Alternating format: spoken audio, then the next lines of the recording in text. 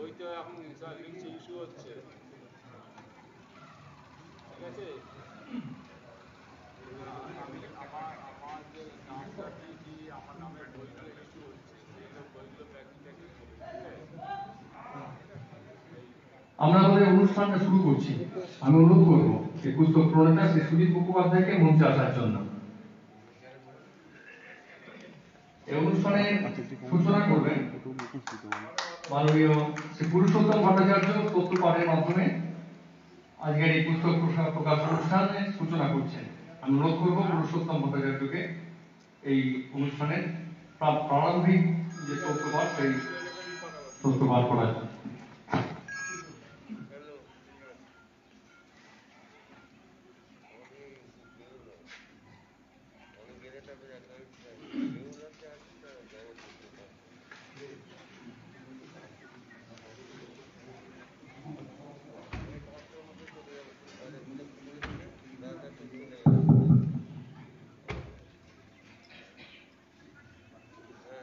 नमस्सभायै अथ हरगौराष्टकम्। कस्तूरिकाचन्दनलेपनायै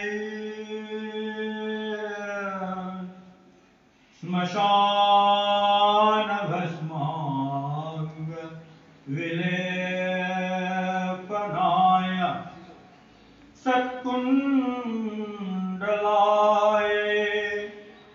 फणिकुण्डलाय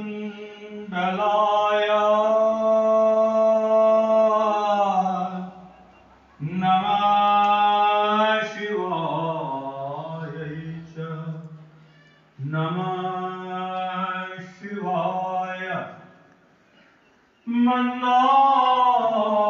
मन्दारमाला परिशोभिताय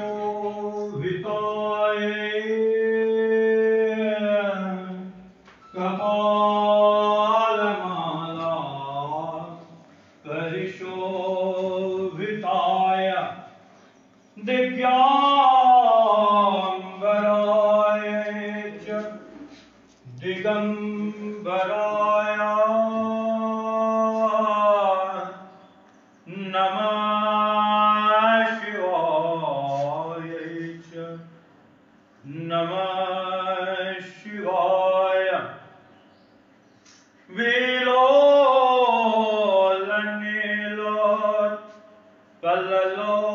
विलोलनीलोत्पललोचनाय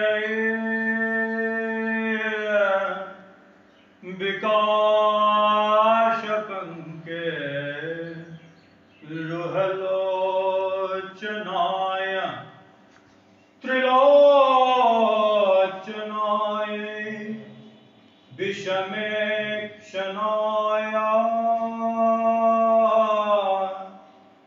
नमः शिवाय च नमः शिवाय। चाम्पेयगौरार्थ शरीरकाय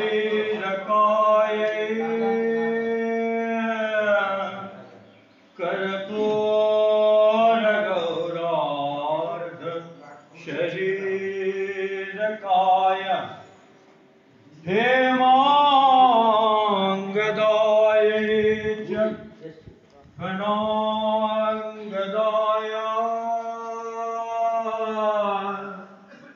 नमः शिवाय च नमः शिवाय। प्रपन्नपृष्ठे सुखदाश्रयाय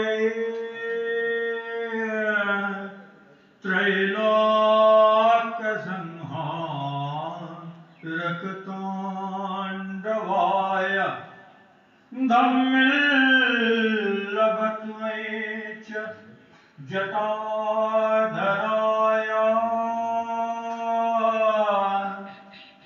नमः शिवाय च नमः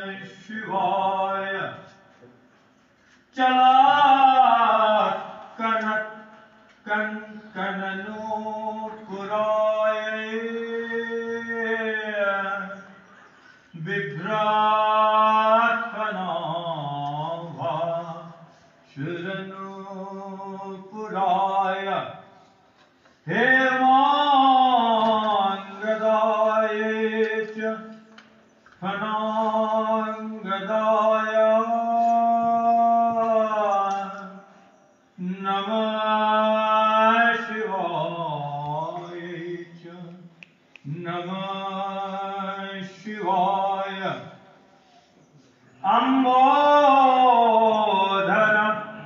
श्यामलकुन्तलाय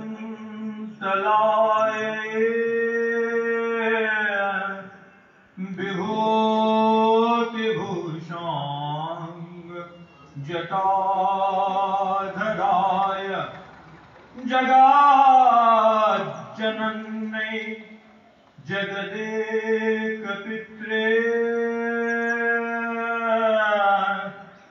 नमः शिवाय च नमः शिवाय सदाशिवाणां परिभूषणाय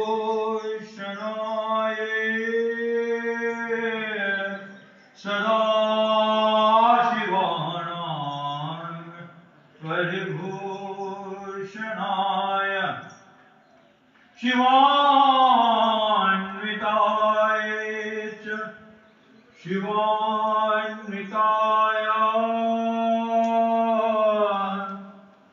नमः शिवाय च नमः शिवाय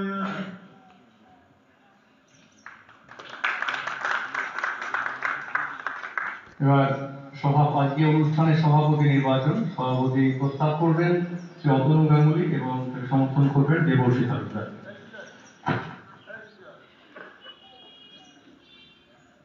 আজকের সভায় আমি সভাপতি হিসেবে মাননীয় শ্রী আচার্য কমলাকান্তের নাম প্রস্তাব করছি। আমি এই প্রস্তাব সর্বান্তকরণে সমর্থন করছি।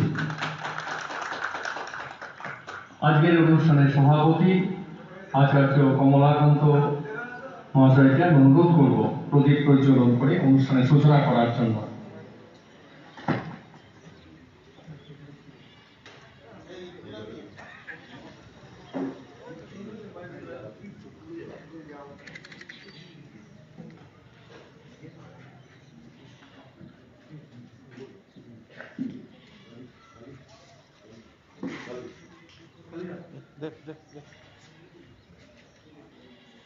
তুমি জানো আমি ক্যামেরাটা অন আছে দিচ্ছি।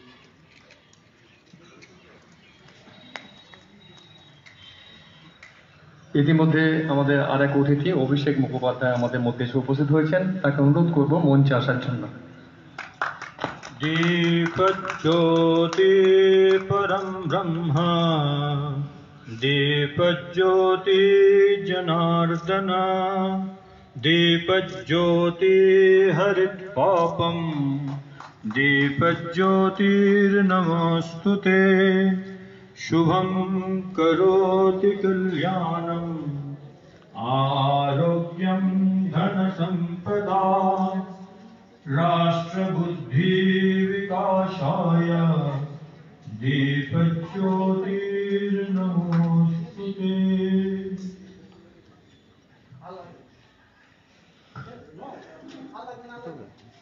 অনুষ্ঠানের এই প্রারম্ভিক পর্বে অনুরোধ করব টিপ পড়ানো মাননীয় গোবিন্দানন্দ পুরী মহারাজ আমাদের মধ্যে রয়েছেন, তাকে শ্যামা সঙ্গীত পরিবেশন করার জন্য।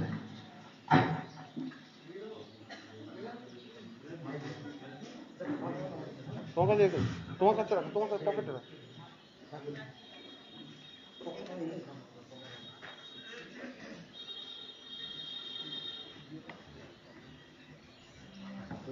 সীতারামদের ওই মোবাইলেই করছে, তোমার মোবাইলে কি একটা ছবি তুললো?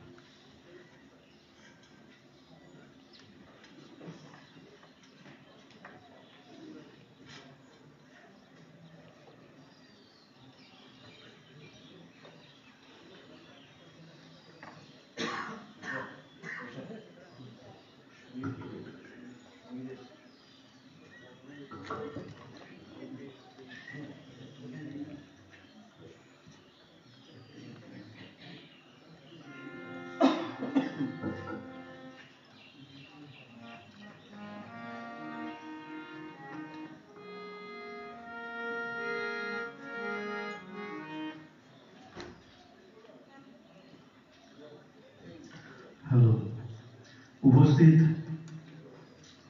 সকল সুধীবৃন্দকে, সভাপতি মহাশয়কে এবং সমস্ত মাননীয় শ্রদ্ধেয় ব্রাহ্মণ বর্গকে আমি অত্যন্ত ভালোবাসা, শ্রদ্ধা, নমস্কার জানাই।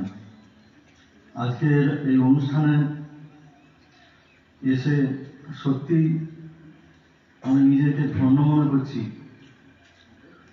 আর যারা আমাকে এখানে এনেছেন তাদেরকে অসংখ্য ধন্যবাদ জানাচ্ছি। এই পুরুষোত্তমের এত সুন্দর এই স্তোত্রপাঠের পর এর গান একদম বাজে হয়ে যাবে।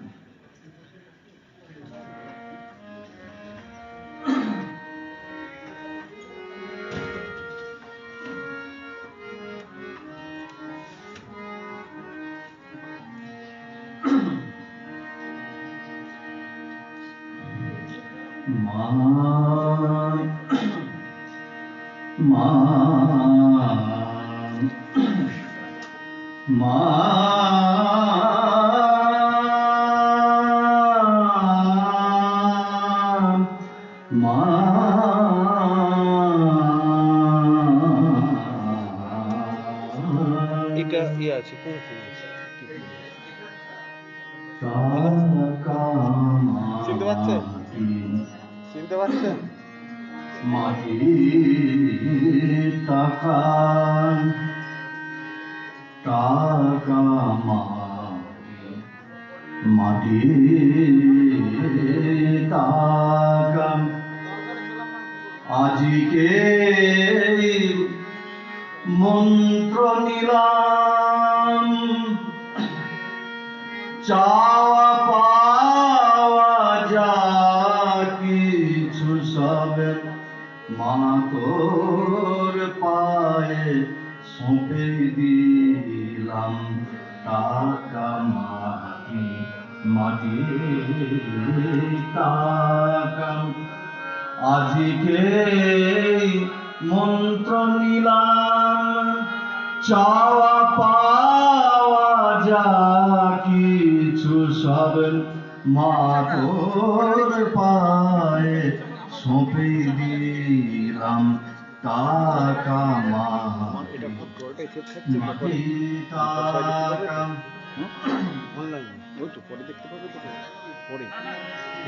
সারাদিন মা ঘুরে ফিরে মা মা মা মা সারাদিন মা ঘুরে ফিরে দাঁড়িয়ে জীবন নদী তীরে হিসেব নিকেশ মিলিয়ে শেষে তোর পায়ে মা শরণ নিলাম চাওয়া পাওয়া যা কিছু সব মা তোর পায়ে সঁপে দিলাম টাকা মাটি মাটি টাকা।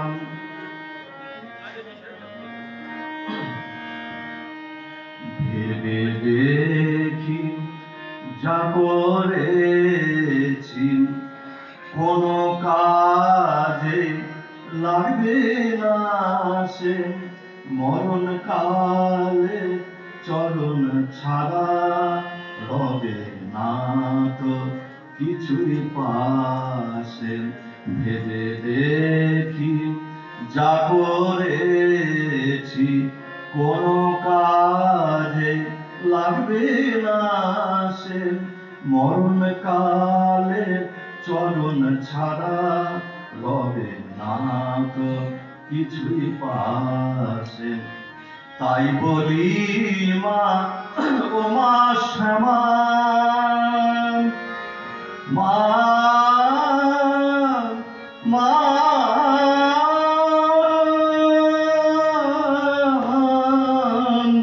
মা তাই বলি মা ও মা শ্যামা আমায় চরণ ছাড়া করিস না মন। অনেক দেখে অনেক বুঝে তোর চরণ মা সার করিলাম। চাওয়া পাওয়া যা কিছু সব মা তোর পায়ে সঁপে দিলাম। টাকা মাটি মাটি টাকা টাকা মাটি মাটি টাকা টাকা মাটি মাটি টাকা। এইরকম একটি অনুষ্ঠানে যে সমস্ত সম্মানীয় মানুষজন আমাদের মধ্যে এসে উপস্থিত হয়েছেন, আমরা এবার তাদের বরণ করে নেব। প্রথমে আজকের অনুষ্ঠানের সভাপতি আচার্য কমলাকান্তকে বরণ করানো হচ্ছে। আচার্য কমলাকান্ত, অধ্যক্ষ সচ্চিদানন্দ সেবাশ্রম, শ্রীপুর, গোলাঘাট।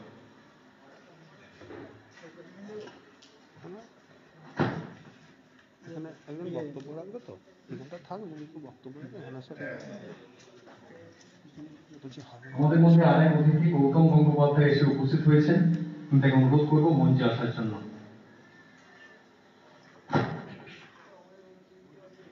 আজকে অনুষ্ঠানের সভাপতি আচার্য কমলাকান্তকে বরণ করছেন।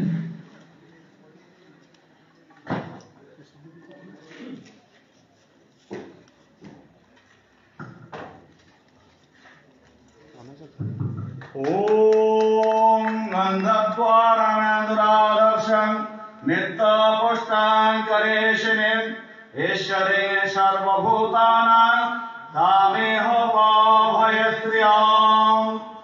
ॐ श्रीश्चात लक्ष्मीश्च पत्न्या वाहनत्रपार्श्वे नक्षत्राणि रूपामश्रेणो व्यज्यम् ईशान সর্বালোকম্যাঈশান। আজকের অনুষ্ঠানের প্রধান অতিথি গোবিন্দানন্দ পুরী মহারাজ, পণ্ডিত স্বামী শ্রী বৃন্দাবন চন্দ্র জিউ মঠ, কুর্তিপাড়া, তাকে বরণ করে নিই আমরা। ॐ गन्धद्वारादुरादर्शं नित्यापस्ताङ्करेशिनीम् ईश्वरे सर्वभूतानां तामेह पावयश्रियाम्। ॐ सृष्ट्यात् लक्ष्मीश्च पत्न्या बाहरत्रपंशे नक्षत्राणि रूपमश्रेणो व्यज्यम् ईशान्यीशानमुन्या ईशान सर्वालोकम्य ईशान। আজকের অনুষ্ঠানের বিশেষ অতিথি মাননীয় গৌতম গঙ্গোপাধ্যায়, প্রধান পুরোহিত শ্রী শ্রী গোপেশ্বর জিউ মন্দির, বাগনাপাড়া, তাকে বরণ করে নেওয়া। ॐ गन्धद्वारादुरादर्शं नित्यापुष्टाङ्करेशिनीम् ईश्वरे सर्वभूतानां तामेह पावयश्रियाम्। ॐ सृष्ट्यात् लक्ष्मीश्च पत्न्या बाहरत्रपार्श्वे नक्षत्राणि रूपमश्रेणो व्यज्यम् ईशानमुन्या ईशान सर्वालोकम्या ईशान। আজকে অনুষ্ঠানের সম্মানীয় অতিথি মাননীয় শ্রী নবকুমার বন্দ্যোপাধ্যায়, সভাপতি সর্বমঙ্গলা কালী মন্দির কমিটি, বেহুলা। ॐ गन्धद्वारादुरादर्शं नित्यापुष्टाङ्करेशिनीम् ईश्वरे सर्वभूतानां तामेह पावयश्रियाम्। ॐ सृष्ट्यात् लक्ष्मीश्च पत्न्या वाहरत्रपार्श्वे नक्षत्राणि रूपमश्रेणो व्यज्यम् ईशानमुन्या ईशान सर्वलोकम्य ईशान। মাননীয় কার্তিক চন্দ্র দাস, সভাপতি জলধর পাঠাগার, আয়না।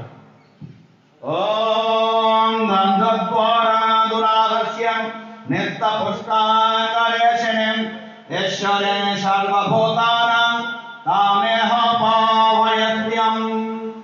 ॐ सृष्ट्यात् लक्ष्मीश्च पत्न्या वाहरत्रपार्श्वे नक्षत्राणि रूपम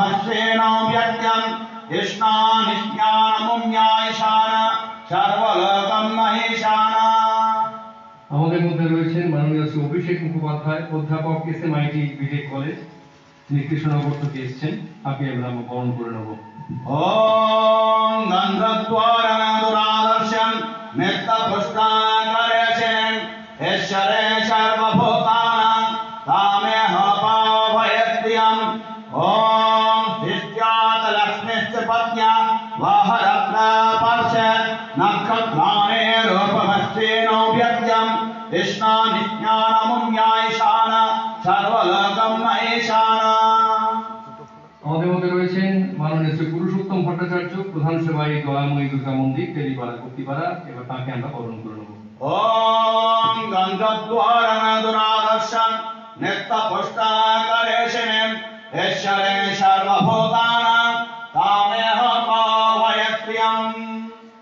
ओम धिष्ठ्यात् लक्ष्मीश्च पत्न्या वाहरत्न पर्श नक्षत्राणि रूपमस्तेनो व्यक्त्यं कृष्णा निज्ञानमुन्यायशाना सर्वलोकं न्यायशाना। এবার আমরা বরণ করে নেব আমাদের দীর্ঘদিনের চাহিদা, যিনি তার শ্রম দিয়ে পূরণ করছেন, যাকে ঘিরে আজকের এই অনুষ্ঠান, মাননীয় শ্রী সুধীর মুখোপাধ্যায় বিদ্যারত্ন। তাকে এবার আমরা বরণ করে নিচ্ছি। ওম গন্ধদ্বারাদুরাদর্শন নিত্যপুষ্টাকরেশন ঈশ্বরে সর্বভূতানাং তামেহ পাবয়ত্যম। ओम धिष्ठ्यात् लक्ष्मीश्च पत्न्या वाहरत्न पर्श नक्षत्राणे रूपमस्तेनो व्यक्त्यं कृष्णा निज्ञानमुन्यायशाना सर्वलोकं महेशाना। हरे ओम।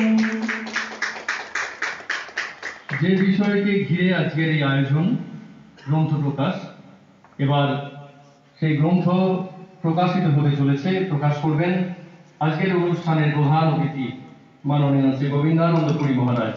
আমি অনুরোধ করব মাননীয় গোবিন্দানন্দ পুরী মহারাজকে গ্রন্থটির আবরণ উন্মোচন করার জন্য।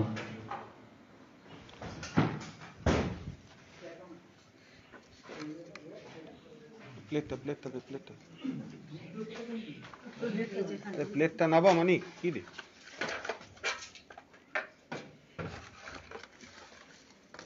ওইটা দে ধর তেরি এটা বাঁধো বাঁধো বাঁধো বাঁধো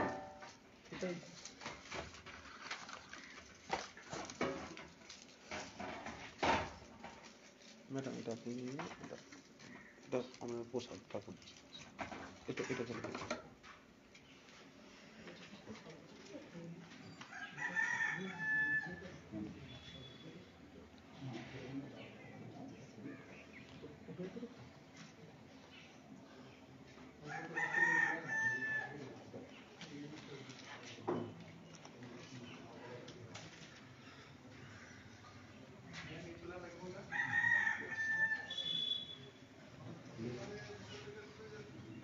সামনে থেকে সরতে হবে মহারাজ। এইটা সামনেটা, এটা সামনে, এটা পেছন, এটা পেছন, মানে আপনাকে এরকম ভাবে তুলতে হবে।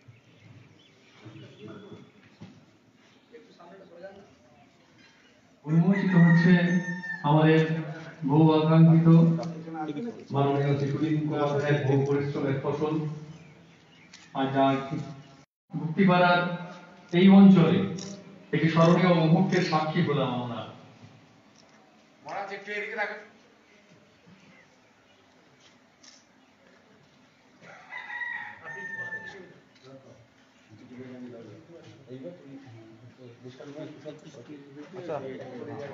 সভাপতির অনুমতি নিয়ে এবার আমি প্রথমে আবরণ উন্মোচক মাননীয় শ্রী গোবিন্দানন্দ পুরী মহারাজকে দুটাকে কথা বলার জন্য অনুরোধ করব।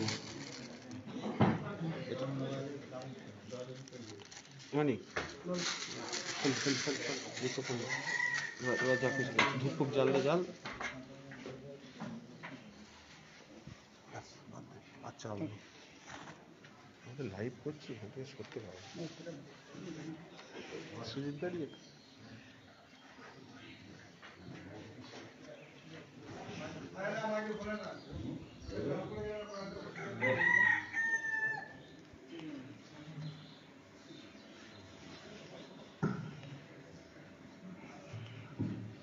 উপস্থিত সকল সুধী বৃন্দকে আমার নমস্কার জানাই। আজকের এই অনুষ্ঠানটায় আমার আসতে পারা আমার অত্যন্ত একটা পাওয়া এবং আনন্দের ব্যাপার। আজকে একটা খুব ভালো বই এবং খুব প্রয়োজনীয় বই এবং খুব গর্বের একটা বই আমাদের এখানে আজকে প্রকাশ হলো এবং এই প্রকাশে বহু গুণীজন বিদ্বজ্জন এখানে উপস্থিত হয়েছেন। এটা আমাদের সকলেই বুদ্ধিপাড়াবাসী একটা বড় পাওয়া। আমাদের এই ভারতবর্ষ চিরকাল সে বৈদিক যুগ থেকে সাধারণ জীবনের সঙ্গে ঈশ্বর বা ভগবানকে যুক্ত করে নিয়ে আমরা জীবনে চলি। বৈদিক যুগে আমাদের যেমন নানা রকম যাগ যজ্ঞ অত্যন্ত প্রচলন ছিল। আধুনিক বা গত কয়েক শতাব্দী ধরে আমাদের তেমন বাংলাদেশে তন্ত্রের খুব প্রভাব আছে এবং দিকপাল পণ্ডিতই বলুন আর বড় বড় সাধক তারা এই বাংলায় জন্মেছেন এবং এই তন্ত্রকে মাতৃ সাধনাকে অনেকে এগিয়ে নিয়ে গেছেন। বাংলাদেশ শুধু তন্ত্র সাধনাই করেছে তা নয়, এখানে বৈষ্ণব ভাব এবং অদ্বৈত সাধনা একবারে আমাদের ভারতের একজন অত্যন্ত উজ্জ্বল মুকুট মধুসূদন সরস্বতী, উনিও বাঙালি ছিলেন এবং চৈতন্য মহাপ্রভুর পরবর্তীকালে বৈষ্ণব ভাবধারা যেমন প্রচলিত হয়েছে তেমন তন্ত্র সাধনা বিরাটভাবে আমাদের সমাজকে অধিকার করেছে। রামকৃষ্ণদের, রামপ্রসাদ, বামাখ্যাপা এইসব শক্তিমান সাধকেরা তারা মাকে জাগ্রত করেছেন। হয়তো পুরোটাই মন্ত্র বলে নয়, কিন্তু তাদের আরম্ভটা হয়েছিল কিন্তু মায়ের পূজা দিয়ে এবং এই কিছু সাহায্য নিয়ে তাদের কিন্তু পরবর্তীকালে তারা মাকে উপলব্ধি করেছেন, মাকে সাধনা করেছেন এবং মায়ের সেই কল্যাণময় মূর্তি আমাদের মানব জীবনে যে কত কল্যাণ করতে পারে, কত মঙ্গল আমাদের পারিবারিক, আমাদের সামাজিক এবং আমাদের ব্যক্তি জীবনে যে মা যখন মাতা তার যে পূজা বলেন বা তার সাধনা আমাদের জীবনে যে কত কল্যাণ আনতে পারে তা আমরা দেখেছি, যার জন্য মানুষ আজকে ছুটে বিভিন্ন তীর্থে তীর্থগুলোতে ছুটে যাচ্ছে।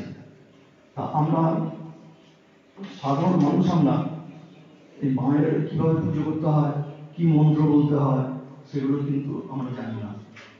এগুলো জানেন একমাত্র ব্রাহ্মণ, পণ্ডিত বা সাধক বা পূজারী বা পূজারী তারা জানেন এগুলো। এবং মায়ের কাছে কোনো কিছু চাইতে গেলে বা আমাদের তাদের সাহায্য নিতে হয়। তা সুজিতা যে বইটা লিখেছেন তার বহুদিনের চিন্তা ভাবনার প্রসূত ফল। উনি একজন অত্যন্ত নিষ্ঠাবান এবং যার মধ্যে কোনো রকম ফাঁকি নাই, যার পুজোর মধ্যে একটু ত্রুটি ধরার কোনো উপায় নাই। এখানে হয়তো আরো দুজন পূজারী আমাদের আছেন, তাদেরও পুজো খুব সুন্দর। আর আমাদের সুজিতার পূজা তো নিঃসন্দেহে খুব উচ্চমানের এবং তিনি অনেকগুলো ছাত্র তৈরিও করছেন এবং তাদের অত্যন্ত ভালোবাসা দিয়ে যাতে তারা সত্য মন্ত্র উচ্চারণ করে ঠিকভাবে পুজো করতে পারে। না হলে যাতে পুজোর লক্ষ্যই হচ্ছে কল্যাণ লাভ, আমাদের সংসারের কল্যাণ। একটা মানুষ পয়সা খরচ করে একটা পুজো করছে বাড়ির কিছু কল্যাণের জন্য, সেখানে আচার অনুষ্ঠান এবং মন্ত্র এগুলো যদি ঠিকভাবে না হয় তাহলে কি হয়, কারোরই কিছু লাভ হয় না। অবশ্য খুব ভালো পুজো শিখে সেগুলো অ্যাপ্লাই করার জায়গা কমে যাচ্ছে। কারেন্ট নেই। না না, আমরা আজকাল যেসব বারোয়ারি বা ধরুন যেসব পুজোগুলো হয় সেখানে অনেক লাইট, অনেক মাইক, অনেক কিছু, কিন্তু ঠাকুরমশাইদের পূজার দিকে যত্ন খুব একটা হয় না। তাতে কি হয়, একজন ঠাকুরমশাইয়ের আন্তরিক ইচ্ছা থাকলেও তিনি সেইভাবে জোগাড় পান না, সেইসব যেসব মানে পদ্ধতিগুলো আছে সেগুলো ঠিক মতো পান না, যার ফলে তার নিজের মনেও একটা কষ্ট হয়। কারণ প্রথম দায়টা ভাগটা তাকেই নিতে হবে, ভুল ত্রুটি হলে তারই এসে করবে। সুতরাং তাকে খুব ভয় ভয় পুজো করতে হয়। তবে মা ক্ষমাশীল, মা ক্ষমা করে দেন। কিন্তু খুব ভালো করে পুজো তো শিখতেই হবে, উপায় নেই, সেটা দরকারও আছে। আর দুঃখ যেটা সেটা হচ্ছে খুব ভালো করে শিখে সেটাকে অ্যাপ্লাই করার জায়গা নেই। আমি একদিন বাসে করে একটা জায়গায় যাচ্ছি, দেখি আমার সামনে দুটো ছেলে বসে বসে খুব আলোচনা করছে যে আমরা এত ভালো করে কমার্স পড়লুম, এত অ্যাকাউন্ট শিখলুম, কত ইয়ে করে এখানে করতে পারছি না, এত ভুল হচ্ছে না। অনেকক্ষণ আলোচনা করে তারা বুঝতে পারছে না। তখন আমি বললাম, ভাই তোমাদের এই অ্যাডমিনটা শিখেছো তা ভুলে যেতে হবে। তোমরা যেটা শিখেছো এটা হচ্ছে 1 নম্বর খাতা, আর তোমরা যেটা করতে দেওয়া হচ্ছে 2-3 নম্বর খাতা। তুমি 1 নম্বর অ্যাপ্লাই করতে পারবে না। সুতরাং এই যে অ্যাডজাস্টমেন্টের ব্যাপার এসে যাচ্ছে, এই অ্যাডজাস্টমেন্ট করতে গিয়ে আমাদের পুজোর ইয়েগুলো আস্তে আস্তে কমে যাচ্ছে এবং মানুষের আনন্দ কমে যাচ্ছে এবং মানুষের যে চাওয়াটা সেটা হয়তো পূরণ হচ্ছে না, এসব আছে। তো এই ক্ষেত্রে যে সুজিত দার মতো মানুষ যে আপ্রাণ চেষ্টা করছেন পুজোটাকে খুব সুন্দর একটা পর্যায়ে নিয়ে যাওয়ার, যাতে মানুষের মন্ত্র উচ্চারণ শুনে আনন্দ পাবে, তার পদ্ধতি থেকে আনন্দ পাবে এবং সর্বোপরি মায়ের আশীর্বাদ তারা লাভ করবে। সুজিত দার এই উদ্যোগ, এই প্রচেষ্টা অত্যন্ত আমাদের শ্রদ্ধার যোগ্য এবং এটা আমাদের স্বীকৃতির যোগ্য। আমরা এটাকে খুব আনন্দের সঙ্গে মান্যতা দিই যে তিনি এই প্রচেষ্টাটা করেছেন এবং একটা তার ফসল আমরা আজকে পেয়েছি, যেটা যদি ঠিকমতো রপ্ত করা যায়। যে বইটা রপ্ত করতে পারলে একজন অন্তত একটা মোটামুটি যারা পুজো করছে তারা অন্তত একটা আত্মবিশ্বাস পাবে যে কোনো জায়গাতে তাদের পিছিয়ে যেতে হবে না বা তাদের কিছু হারাবার বা ভয়ের কিছু ব্যাপার নাই। যদি তারা ঠিকমতো বইটা রপ্ত করতে পারে তাহলে এইটা তারা পাবে আর কি। যাই হোক, আমি একটা অতি ক্ষুদ্র মানুষ, সুজিতার সঙ্গে আমার বহুদিনের সম্পর্ক। সুজিতা আমার অত্যন্ত শ্রদ্ধা মানুষ, ভালো মানুষ।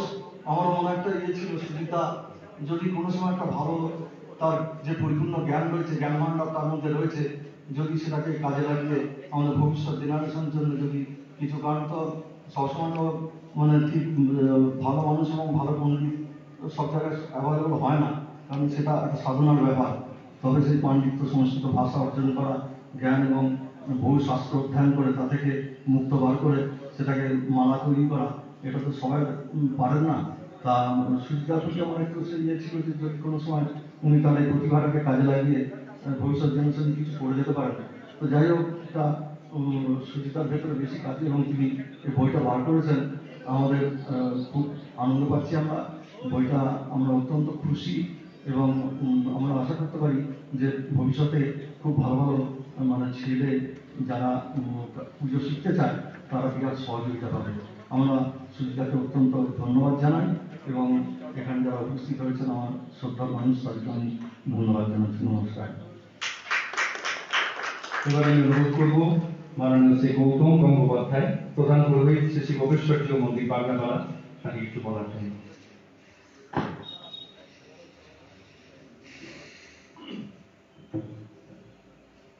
মাননীয় শ্রদ্ধেয় আজকের সভার সভাপতি পণ্ডিত মশাই সুজিত বাবু, আরও অন্যান্য শ্রদ্ধেয় অতিথিবর্গ, সবাইকে শুভ বিজয়ার শুভেচ্ছা জানিয়ে আমার করোনা প্রবাহের সংক্ষিপ্ত বিবরণ আমি দিচ্ছি। সুজিতবাবু আছেন, আমি বেশি ব্যাখ্যা করব না। পুজো আমরা কেন করি এই বিষয়টা আমাদের জানার দরকার। বিশেষ প্রয়োজনের স্বার্থের জন্য সাধারণ মানুষ পুজো অর্চনা প্রয়োগ করে মাঙ্গলিক ক্রিয়া শুভ কর্মফল প্রাপ্তির কারণে সাধারণ সংসারী সাধক ব্যক্তি যারা সাত্বিক সেবার অধিকারী তারা এসব কিছু রাজি করেন। যাই হোক, সে প্রসঙ্গে আমি যাচ্ছি না। সুজিবাবুকে অসংখ্য ধন্যবাদ, তার দীর্ঘ জীবনের প্রচেষ্টায় এই যে একটা মহামূল্যবান পুস্তক প্রকাশ করলেন, তার জন্য আমি আন্তরিক শ্রদ্ধা জানাচ্ছি। তিনি আগামী দিনে আরো সুন্দর বিভিন্ন বিষয়ে শ্রী শ্রী মায়ের বিভিন্ন দেবদেবীর পুস্তক রচনা করে আমাদের চলার পথকে আরো সুগম করে দেবেন, এই প্রার্থনা রেখে ঈশ্বরের কাছে দীর্ঘায়ু জীবন প্রার্থনা করে আমি এই ছোট্ট বক্তব্যের মধ্যে শেষ করছি। নমস্কার।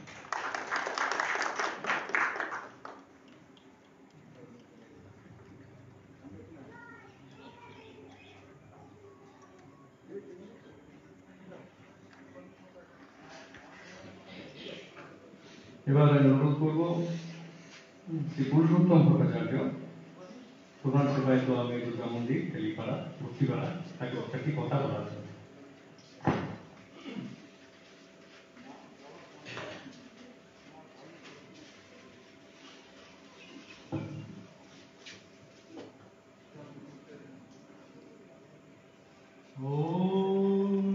ॐ करोति वाचालं लङ्घयते गिरिं यत्कृपातमहं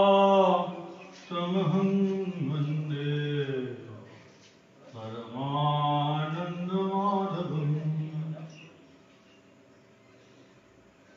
এই অনুষ্ঠানের প্রধান সভাপতি, এই অনুষ্ঠানের সভাপতি রূপে উপস্থিত পরম শ্রদ্ধেয় আচার্য কমলাকান্তজি, এই অনুষ্ঠানের প্রধান অতিথি হিসেবে উপস্থিত পরম পূজনীয় শ্রদ্ধেয় শ্রী গোবিন্দানন্দ পুরী মহারাজ, এই অনুষ্ঠানে উপস্থিত অন্যান্য বিশিষ্ট অতিথিবর্গ,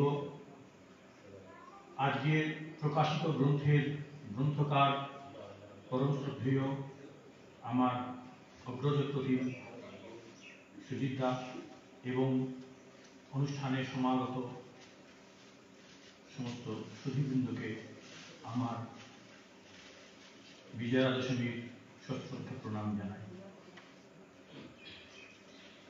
কখনো এক বিশাল নক্ষত্রের গঙ্গাধারা, যেমন আমরা আকাশে আকাশ গঙ্গা শুনি, ঠিক তেমনি এক বিশাল নক্ষত্ররাজি গঙ্গাধারা প্রবাহ ছিল এই গুপ্তপল্লী। এরকম কত শত শাস্ত্র গ্রন্থের, আপর গ্রন্থের রচনা হয়েছে, প্রকাশনা হয়েছে, কে তার খবর রাখে? আজ সেই বিশাল প্রবাহের সমস্ত কথাই শুধু গল্প কথা হয়ে দাঁড়িয়েছে। খুব ভাবতে আনন্দ লাগছে যে আজকে এমন একটা ঐতিহাসিক ক্ষণে এসে দাঁড়িয়েছি। কে বলতে পারে, হয়তো গুপ্তিপাড়া থেকে প্রকাশিত এটাই সর্বশেষ একটা আপর গ্রন্থ, শাস্ত্র গ্রন্থ হতে পারে, আবার নাও হতে পারে, নিশ্চয়ই করে। সেটা যাতে না হয় সেই প্রয়াসটা যদি আমরা নিই, তাহলে আমার মনে হয় আজকের দিনে এই যে গ্রন্থ প্রকাশ হচ্ছে, সেই গ্রন্থের যিনি গ্রন্থকার, তার নিরলস প্রয়াস সার্থক রূপ পাবে যদি আমরা এরূপ গ্রন্থ প্রকাশের মতন শাস্ত্র অধিগত করে, পাণ্ডিত্য অর্জন করে যোগ্য হই, আরও যদি অনেকে এগিয়ে আসি এবং সেই প্রবাহকে পুনরায় সঞ্জীবিত করি। কাজেই আজকের এই অনুষ্ঠানে আসতে পেরে আমার নিজেকে সেই জন্য খুব সৌভাগ্যবান মনে হচ্ছে যে এত সুন্দর একটি অনুষ্ঠান আমরা যে শুনেছি, গুপ্তিপাড়ায় এত পণ্ডিতরা ছিলেন, এত গ্রন্থ প্রকাশিত হয়েছে, তার একটা ছোট্ট অংশে আমি উপস্থিত থাকতে পারলাম, দেখতে পারলাম। আজকে এর আগে সর্বশেষ শাস্ত্রগ্রন্থ কবে গুপ্তিপাড়ায় রচনা হয়েছে, কবে তার প্রকাশ হয়েছে, সেটা হাতে গুনে বোধহয় আমরা বলতেও পারবো না। আমাদের সৌভাগ্য আমরা এরকম আরেকটি গ্রন্থের উন্মোচন আজকে দেখলাম। আমরা যদি চেষ্টা করি তবে হয়তো আবার হতে পারে, যদি না করি হয়তো এটাই শেষ। সেটা যেন না হয় সেই অনুরোধ রাখবো ওনার কাছে যারা শিখছেন তাদের প্রত্যেককে অনুরোধ করবো আপনারা যদি সামান্য একটু উৎসাহ নিয়ে শিখতে এগিয়ে আসেন, উনি যে শিখে তার যা উৎসাহ অদ্ভুত জিনিস জানেন হয়তো অনেকেই, জানি না সেটা কে কতখানি কি জানেন, কিন্তু শেখানোর ব্যাপারে কারোর উৎসাহ থাকে না। ওনার কিন্তু শেখাতে কোনো আমি শিখেছি বহু কষ্ট করে, কিন্তু আমার কাছে যারা আসছে তাদের শিখতে যেন কোনো কষ্ট না হয়। উনি সবসময় সবাইকে এই ওনার বহু কষ্টার্জিত এই জ্ঞান প্রবাহকে সকলের মধ্যে ছড়িয়ে দিতে সবসময় উনি সততই প্রয়াসী। ওনার কোনোদিন ওনার মধ্যে কখনো অহংকার দেখিনি, পাণ্ডিত্যের জ্ঞানের ট্রেনটা খুঁজলাম যে কোথায় গেল, কিন্তু বিনম্রতার সঙ্গে, খুব স্নেহের সঙ্গে, অত্যন্ত প্রেম ভরে প্রত্যেককে কাছে টেনে নিয়ে খুব যত্ন নিয়ে প্রত্যেককে শেখান। যে কজন তৈরি হচ্ছে ওনার হাত দিয়ে, নিশ্চয়ই করে এটুকু বলতে পারি তারা খুব ভালোভাবে যে কোনো জায়গায় গিয়ে একটা কোনো পূজাদি কাজ করলে যারা দেখবেন তারা বলবেন যার কাছে শিখেছো ভাই খুব ভালো জায়গায় শিখেছো, এটা নিশ্চয়ই করে। তো এটাই ওনার এই প্রয়াসের প্রতি যথাযথ মূল্যায়ন হবে যদি পরবর্তীকালে এইরকম আরো বহু শাস্ত্র গ্রন্থ গুপ্তিপাড়ায় প্রকাশিত হয়। গুপ্তিপাড়ার এই পাণ্ডিত্যের ধারা যেন অবলুপ্ত না হয়, শুধু এইটুকুনি আমার আবেদন।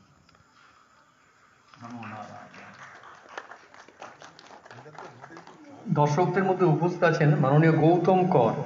আমি অনুরোধ করব মাননীয় গৌতম করকে মঞ্চে এসে দু একটি কথা বলার জন্য।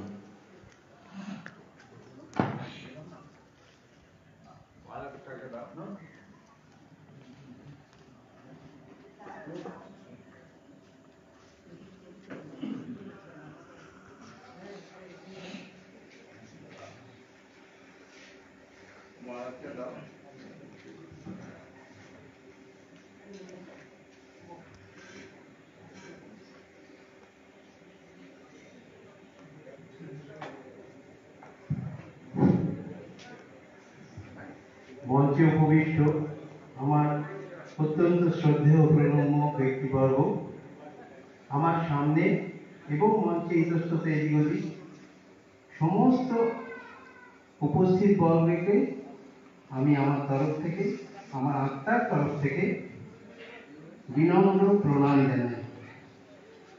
আজকের এই অনুষ্ঠানে যে আত্মাদের যোগাযোগ হয়েছে, আত্মারা যারা এখানে উপস্থিত আছে, আমি সেই আত্মার আত্মীয়তার কথা ভেবে সকলের কাছে প্রণাম জানাচ্ছি। প্রথমেই আমি অনেক ধন্যবাদ জানাই এই পৌরহিত্য প্রশিক্ষণ শিবিরের যারা যারা সভ্য, যারা এই অনুষ্ঠানটা এখানে আমাদের এই গ্রামে করেছেন।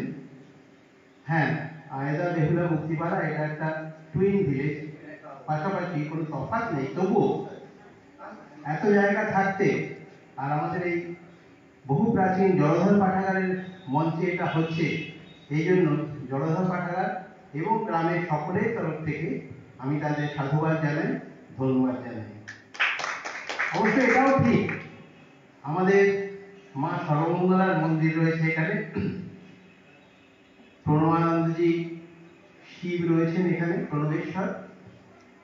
তো এর থেকে ভালো জায়গা বোধহয় কমই আছে, আমি বলছি না নেই, অবশ্যই কমই আছে। তো তাদের সকলের কাছে আমি প্রার্থনা করি আজকের এই অনুষ্ঠানে যেমন একটা সুন্দর পরিবেশ, তেমন উপস্থিত প্রত্যেকের নিজ নিজ এবং তাদের পরিবারের বন্ধুবর্গের সকলের যেন মঙ্গল হয়, কল্যাণ হয়, সুস্থ থাকে, সবাই আনন্দে থাকে।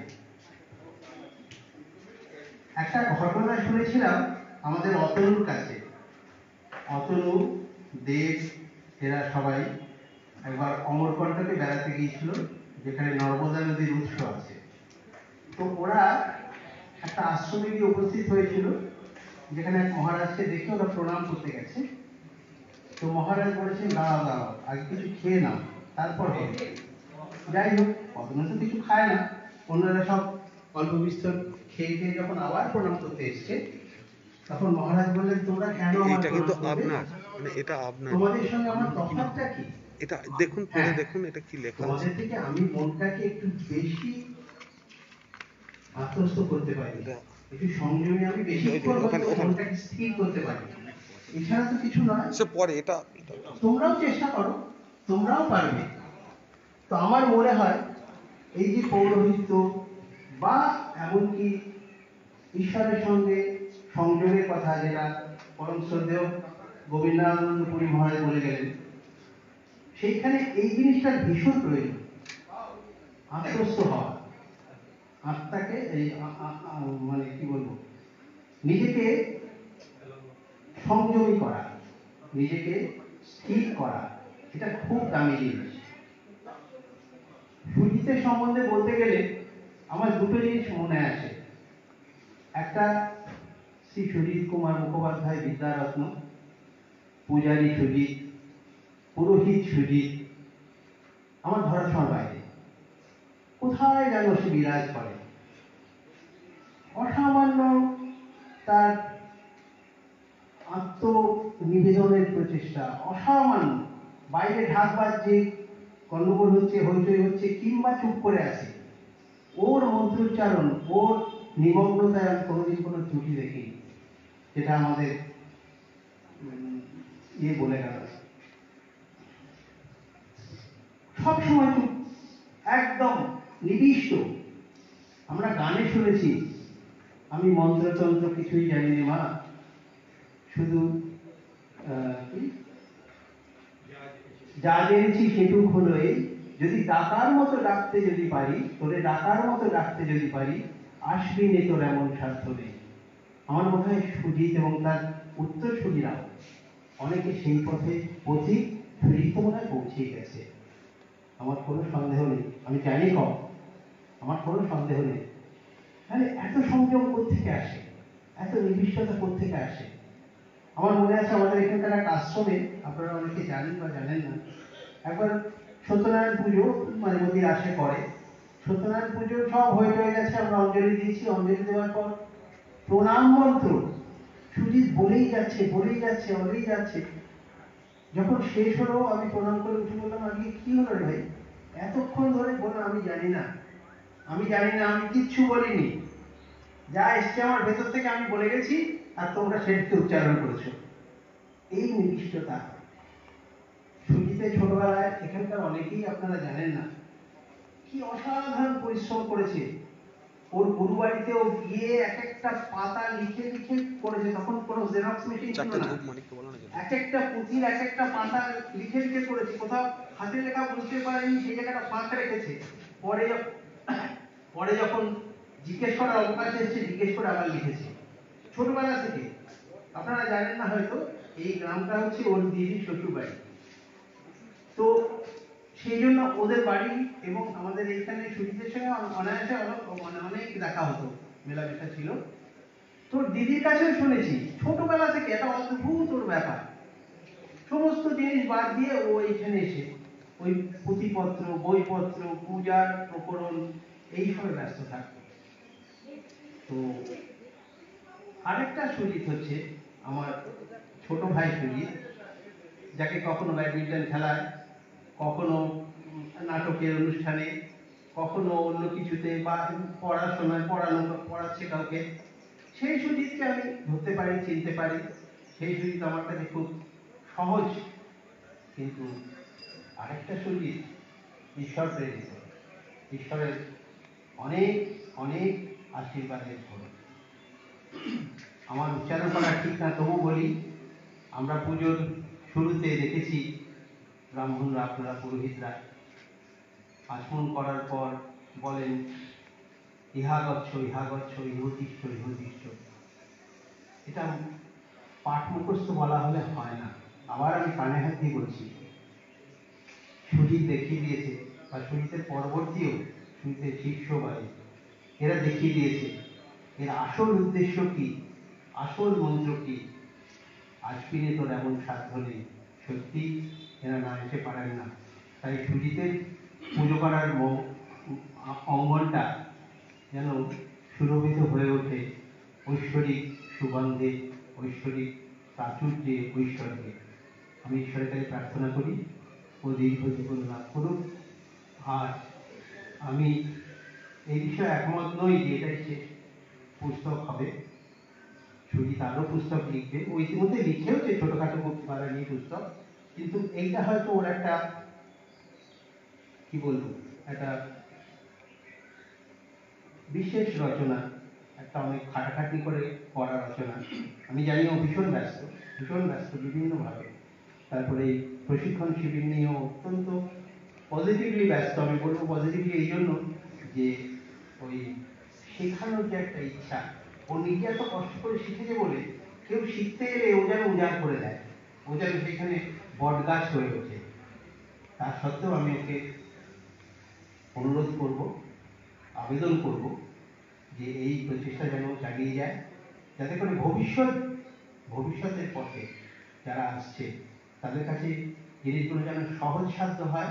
তবে হ্যাঁ, ওই যে আমি বললাম, আমি বিশ্বাস করি শুধু পাঠ মুখস্থ করে গেলেই হয় না, যেন অন্তরের ছোঁয়া থাকে, যেটা সুজিতের কাছেই শেখা যাবে, সুজিতের কৃপাতেই লাভ হবে।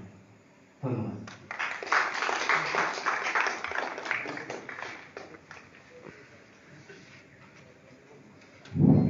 এবার আমাদের কাকুর কাছে যারা ছাত্র ছিল সেই ছাত্রদের তরফ থেকে বলবেন আমাদের কালীশঙ্কর ব্যানার্জি।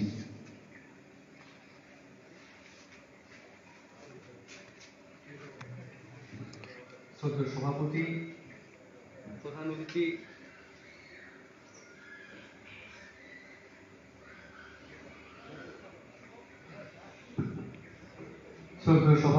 প্রধান অতিথি এবং বিশিষ্ট মানুষজন যারা মঞ্চে রয়েছেন, আমার অত্যন্ত শ্রদ্ধা ভালোবাসার মানুষ সুজিতা, এবং মঞ্চের সামনে যারা রয়েছেন,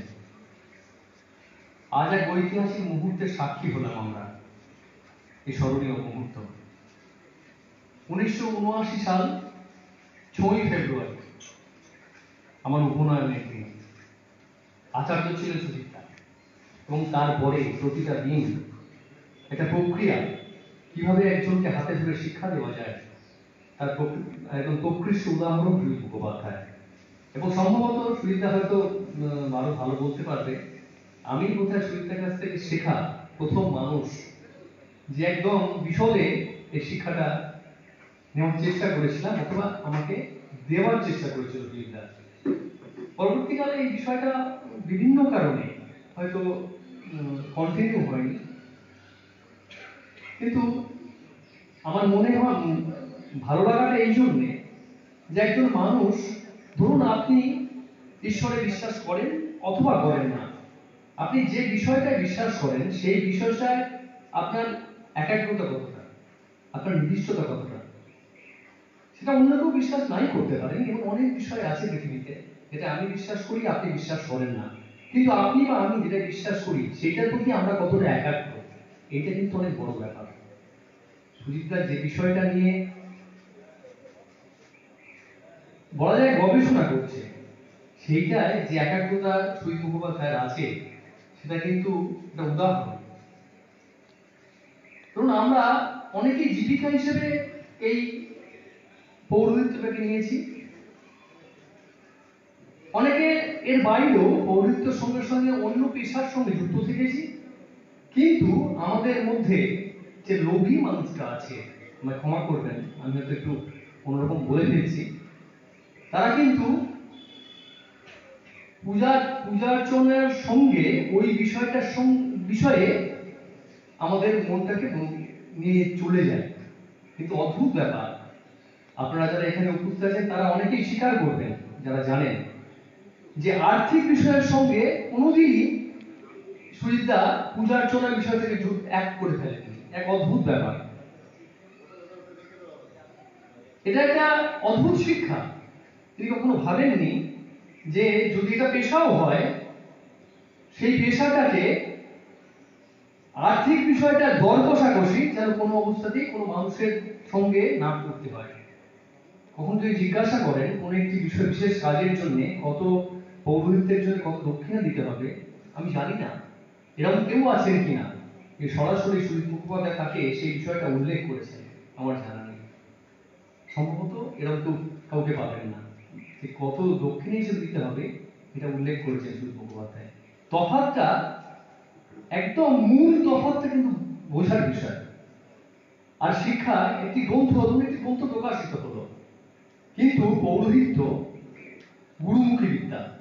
একটি গ্রন্থে লেখা থাকতে পারে অনেক কিছু, কিন্তু তার প্রয়োগ, তার ব্যবহারিক প্রয়োগটা কিন্তু শুধু গ্রন্থ দিয়ে হবে না। তাই যে শিবির সুবিধা পরিচালনা করছে বিভিন্ন জায়গায় গিয়ে, আজকে 60-এর ঊর্ধ্বে বয়সে পৌঁছে বিভিন্ন জায়গায় যে শিবিরগুলোয় উপস্থিত থাকছে, যে নিরলস প্রচেষ্টা চালাচ্ছে, এই ব্যবহারিক বিষয়টা কিন্তু পৌরোহিত্যের অন্যতম একটি গুরুত্বপূর্ণ দিক। একটি পুস্তক নিয়ে আমরা যে কেউ সেই মন্ত্রগুলো মুখস্থ করে উচ্চারণ করতে পারি, কিন্তু মন্ত্রের অন্তর্নিহিত বিষয় এবং মন্ত্রের যে ব্যবহার, যে পদ্ধতি, সেই বিষয়টা যদি অবহিত না থাকি, তাহলে কিন্তু বিষয়টা সম্পর্কে শুধুমাত্র এই পুঁথিগত বিদ্যা হয়ে যাবে, আক্ষরিক অর্থে পুঁথিগত বিদ্যা হয়ে যাবে। সেটা কিন্তু পৌরোহিত্যের ক্ষেত্রে কাম্য নয়। আমার পূর্ব বক্তারা একথা বলে গেছেন, উল্লেখ করে গেছেন। আর গৌতমদা বলছিল সুজিতাকে আজকে যারা আমরা এখানে এসেছি, যারা বাইরে থেকে এসেছেন অতিথি হিসেবে, তারা তার হয়তো পৌরোহিত্যের দিকটাই জানেন, তার বাইরে একজন মানুষ হিসেবে সুজিতা তার অন্য রকম, অন্য জায়গার মানুষ সুজিত মুখোপাধ্যায়। সে সামাজিক ক্ষেত্রে বলুন, বিভিন্ন ধরনের সামাজিক কাজকর্মে, খেলাধুলায় বলুন, সমস্ত ক্ষেত্রে সুজিতার একটা ভূমিকা। কিন্তু আজকে হয়তো তার সময় অনেক কমে এসেছে, আজকে অনেক বেশি ব্যস্ত হয়ে পড়ছে সে বিভিন্ন শিবিরের সঙ্গে যুক্ত থাকার মধ্যে দিয়ে। কিন্তু একটা সময়ে মুক্তিপাড়ার একমাত্র পাঠাগার, সরকারি পাঠাগার শিশিরমণি মন্দির পাঠাগারের সভাপতি হিসেবে তার দায়িত্ব সে পালন করেছে। এক সময়ে কলেজে ব্যাডমিন্টনের চ্যাম্পিয়নশিপে সে লড়াই করেছে। এগুলো কিন্তু ভুলে যাওয়ার বিষয় নয়। একজন মানুষ সম্পূর্ণ হয় তার সামগ্রিক সমস্ত বিষয়গুলো নিয়ে। তাই সুজিতা যে জায়গায় আজকে এসে পৌঁছেছে, আমি আশা করব আরো দীর্ঘদিন সুস্থভাবে থেকে, শুধু দীর্ঘদিন থেকে থাকার বিষয়টা নয়, সুস্থভাবে থেকে আরো মানুষকে এই বিষয়ে, এই শিক্ষায় শিক্ষিত করে যাক। যে গুরুমুখী বিদ্যা সে আত্মস্থ করেছে, সেই গুরুমুখী বিদ্যা তার পরবর্তী প্রজন্মের কাছে দিয়ে যাক। একটি পুস্তক প্রকাশ করলো কি করলো না সেটা বড় ব্যাপার নয়, কিন্তু সে কতজন মানুষের মধ্যে তার সেই শিক্ষা, তার সেই বিদ্যা, আত্মস্থ বিদ্যা দিয়ে যেতে পারলো, সেটা কিন্তু অনেক বড় বিষয়। এটা নিশ্চয়ই একটা আকর হিসেবে নিশ্চয়ই থেকে যাবে আগামী দিনে, কিন্তু তার সঙ্গে সঙ্গে এটাও অত্যন্ত জরুরি। এই বলে সকলকে আমার শ্রদ্ধা, ভালোবাসা জানিয়ে আমি আমার বক্তব্য শেষ করছি।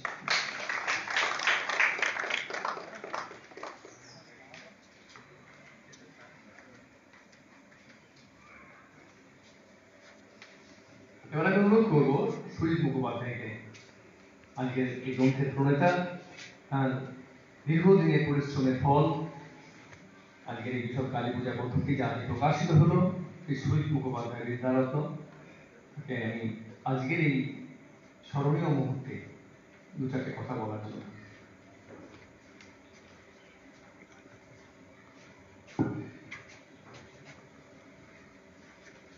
মঞ্চে উপস্থিত আচার্য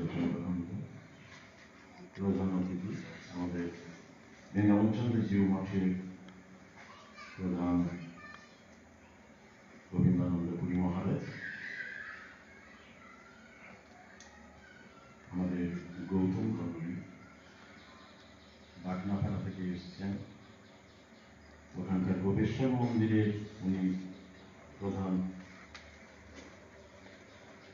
এছাড়া আমার ভাতৃপ্রতিম অভিষেক, কাল একবার ডেট এখন বলল, কালকে আসতে হবে।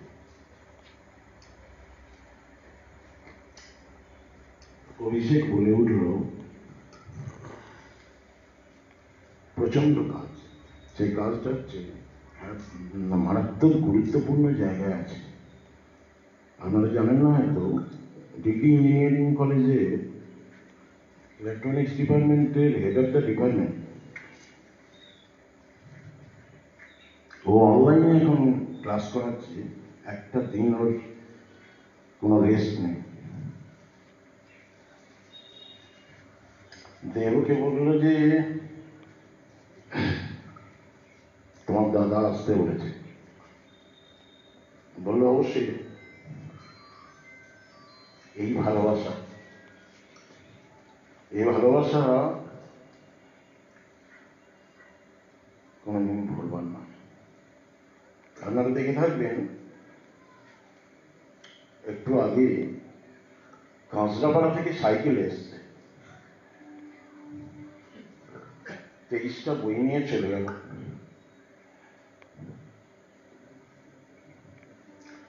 আনুখাল থেকে সাইকেলে এসছে, এগুলো চিন্তা করা যায়।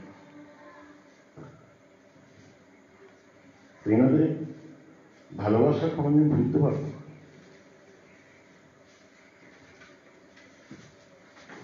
হয়তো এই বইটা বহুদিন ধরে একটা ইচ্ছা ছিল, এবং সেই ইচ্ছার মূল উৎস কিন্তু আমার এই ছাত্ররা। যখন বলাবশ্যী লিখেছি, আচার্য কমলাকান্ত দেব ওখানকার সর্বোপরি অধ্যক্ষ, উনি টোটাল ওটা পরিচালনা করেন। আপনারা যদি কেউ না গিয়ে থাকেন, দেখবেন দুর্গাপূজার সময় 100-র উপর ছাত্র, যারা মোটামুটি ট্রেন যখন চলে যাতায়াত নৃত্য করা যায়, তারা যাতায়াত করে। আর তা না হলে যারা বহুদূর থেকে আসে, তারা ওখানে আবাসিক হয়ে থাকে। আচার্য সেবায় তারা মুগ্ধ। এবং আমি নৃত্য ওই 10টা ট্রেন হয়ে যাই আর আজিমগঞ্জে ফিরি। এটা দীর্ঘদিনের অভ্যাস। ঠিক একইভাবে এ সপ্তাহে বলাগড়, তো পরের সপ্তাহে মেমারির উদয় গাঙ্গুলি এসছেন। এত কষ্ট করে মেমারি থেকে চলে এসছেন, আজকে প্রায় আমাদের 5-7 জন। তার তত্ত্বাবধানে ওখানকার ভারত সেবাশ্রমে বিশাল, সেখানেও 80-100 এরকম ছাত্র রেগুলার থেকে থাকে। এবার সব থেকে বলার বিষয় যে এই যে ছাত্র দল, আচার্যের কাছ থেকে আপনারা খবরটা নেবেন, এই ছাত্র যে শুধু বলাগড় ব্লক কি হুগলি ডিস্ট্রিক্ট এটা নয়। এই ছাত্র দল বিষ্ণুপুর, বাঁকুড়া, কোলাঘাট, মেদিনীপুর, হাওড়া, সমস্ত জায়গা থেকে দিনের পর দিন ফোন করে। ফোন করে আচার্যের কাছ থেকে খবর নেয় কবে হচ্ছে ক্লাস। তারা উদ্গ্রীব হয়ে আছে কবে কবে ক্লাস হবে। এত ভালো লাগে তাদের এই ভালোবাসা, এটা ভোলা যায় না। সেই যখন বিগত 3 বছর ধরে আমি কালী পুজোটা শেখাচ্ছি, ওরা প্রত্যেকেই সামনে 4-5টা করে বই নিয়ে বসে আছে। এরকম বহু কেস হয়েছে। আচার্যদের জানেন, আমি যখন পড়াচ্ছি ওরা বলছে একটা বইতেও মিলছে না আপনি যেটা বলছেন। সে বললাম না, একটা তো নেই। সে দিশেহারা বলছে, আমরা তাহলে পুজোটা করবো কি করে? আপনি ইমিডিয়েট একটা বইয়ের ব্যবস্থা করুন। তো সেই ওদের অনুপ্রেরণাতেই মূলত আমাকে এই বই লিখতে বাধ্য করিয়েছে। আর সে বলে কারোর সর্বনাশ, কারোর পৌষ মাস, লকডাউন হয়ে গেল, তখন সমস্ত কাজ বন্ধ, বাইরে যাতায়াত সব বন্ধ হয়ে গেল। তখন দিন রাত সকাল থেকে উঠে সকালের দিকে 5 ঘন্টা, রাত্রি 5 ঘন্টা রেগুলার এই পেছনে সময় ব্যয়িত হতে শুরু করলো। বইটা করতে গিয়ে আপনারা এখন যেভাবে বইটা পাবেন, চোখ বন্ধ করে কালী পুজো যে কোনো মানুষ করতে পারে। যদি কেউ কোনোরকম 2-1 বছর পুজো কোনোরকমে করে থাকেন, তারা যদি বইটাকে ফলো করে দেখবেন জলের মতো অবস্থা, কোনো চিন্তার কোনো কারণ নেই। প্রতিটা বিষয় বলা আছে এবং প্রতিটা মন্ত্রের ব্যাখ্যা করে দেওয়া আছে কেন, কি জন্য এটা করতে যাচ্ছি। তা খুঁটিনাটি বহু বিষয় সারা জীবন আমরা ভুল করে এসেছি, এরকম বহু জিনিস, সেইগুলোর আমূল পরিবর্তন ঘটিয়েই আজকে এই বইয়ের প্রকাশ। এই বইটাকে করতে গিয়ে অন্তত কিছু না হলেও অতনুদের বাবা দেখেছে, জানে বিভিন্ন রাইটারের 18টা বই এবং তুলট কাগজ এবং তালপাতার পুঁথি অন্তত গোটা 12 রেগুলার তাকে ফলো করতে হয়েছে, কোথাও স্পেশাল কিছু পাওয়া যায় কিনা। সেইভাবে বিভিন্ন জায়গা থেকে ফুল তোলার মতো করে এইগুলোকে সন্নিবেশ করে আলাদা আলাদাভাবে পার্ট ওয়াইজ এক একটা বিষয়ের ওপর নিয়ে, এটা ন্যাসের বিষয়, এটা মূল পুজোর বিষয়, এটা আবরণের বিষয়, এটা বলিদানের বিষয়, যখন যেটা চোখে পড়েছে সেই রকম ভাবে আলাদা আলাদা কাগজে রেখে দেওয়া থাকে। যখন সেই জায়গাটা আবার আসছে তখন সেই সব কাগজ দিয়ে তাকে জায়গা মতো ফুট করা, প্রচন্ড খাটের বিষয়। এটা বৈশাখ মাসের একদম গোড়া থেকে শুরু করেছিলাম, কার্তিক মাসের শেষে এটা সাফল্য এনে দিল মায়ের অসীম কৃপা। কারণ গতকাল অব্দি আমরা খুব টেনশনে ছিলাম, সবাইকে নিমন্ত্রণ করা হয়ে গেছে, অথচ সেই পরহস্তগত ধনন বই তখনও কলকাতার ক্লেশে। আর বিকেলে যখন বেদ ধ্বন করছে, বইয়ের কি হাল, কাল সকাল 10টা, এরকম খুব বুকের মধ্যে ধরপড়। তখন দেব বলবো এটা কি হচ্ছে, আমি তো পাগল হয়ে যাবে, এটা কি বলছিলাম। বল ঠিক আছে, আমরাও তো চেষ্টা করছি, দেখছি। রাত 10টার সময় দেবের কাছে ফোন এলো, কালনায় গাড়ি ঢুকেছে, আমার বই কখন নেবেন। সে একটু খুব কেটেছে, ভদ্রলোক খুব কেটেছে, কোনোরকম গাফিলতি করেননি। ভদ্রলোক এবং ভদ্র মহিলা, আমাদের নাম প্রীতম মোদক এবং রত্নাদের নাম সারাদিন রাত কেটে গেছেন। অক্ষর বিন্যাস বেশ, আপনাদের বলে রাখছি, কোনো কাজে ওনার কাছে গেলে অবলীলা করে দেখবেন, দারুণ ব্যাপার। রাত 10টার সময় দেখতে বললেন যে আমাদের গাড়ি ঢুকেছে, কি করবেন তাহলে। দেব বলে এক্ষুনি যাবো। দেব আর নীলাদ্রি সেই রাত্রি 10টার সময় এখান থেকে টোটো নিয়ে চলে গেল কামলা, গিয়ে রাত্রি 11:30টায় সেই বই নিয়ে ফিরল। অসাধারণ এদের খাটনি, যেমনি দনের তেমনি আমাদের বাপ্পা, নীলাদ্রি, বানদেব, এরা মানে আমাদের তাপস, মানে 2 তাপসী রয়েছে, যাকে নানা বললে আপনারা বেশি চেনেন, খুব খেটেছে। এবং সব থেকে বড় কথা, রেগুলার কামলায় যাতায়াত, বই প্রুফরিড করা, যে কি ঝামেলার কাজ। বই তো এখান থেকে পাঠাচ্ছি, সেখান থেকে বেরিয়ে আসছে যে ভুল, সেই ভুলটা বাড়ি থেকে প্রুফরিড করে পাঠালে হবে না, কারণ ওখানে বসে কম্পিউটারে যদি রেডি করে না নিয়ে আসি, একটা আকার একার কোথা থেকে কি সরে যাবে তার সব গন্ডগোল হয়ে যাবে। তার জন্য সারাদিন বসে থেকে, লক্ষ্মী পুজোর আগের দিন আমি আর দেব গেলাম এখান থেকে, তখন 11টার সময় গেলাম যে আমি 3টের মধ্যে চলে আসবো, এসে জল দুটো খাবো। 3টে কেন, 4টে, 5টা, 6টা, 7টা, 8টা, 9টা, 15 কাজ শেষ হলো। সারাদিন দুজনে কারো খাওয়া।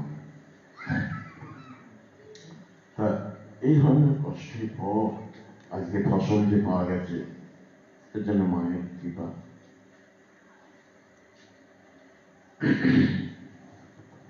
আমার সমস্ত ছাত্রদের একটাই কথা বলি,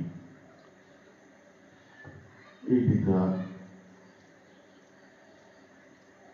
জ্ঞাতে ভিত বন পেতে নইব, চৌড়ে নাপি ননি নতে।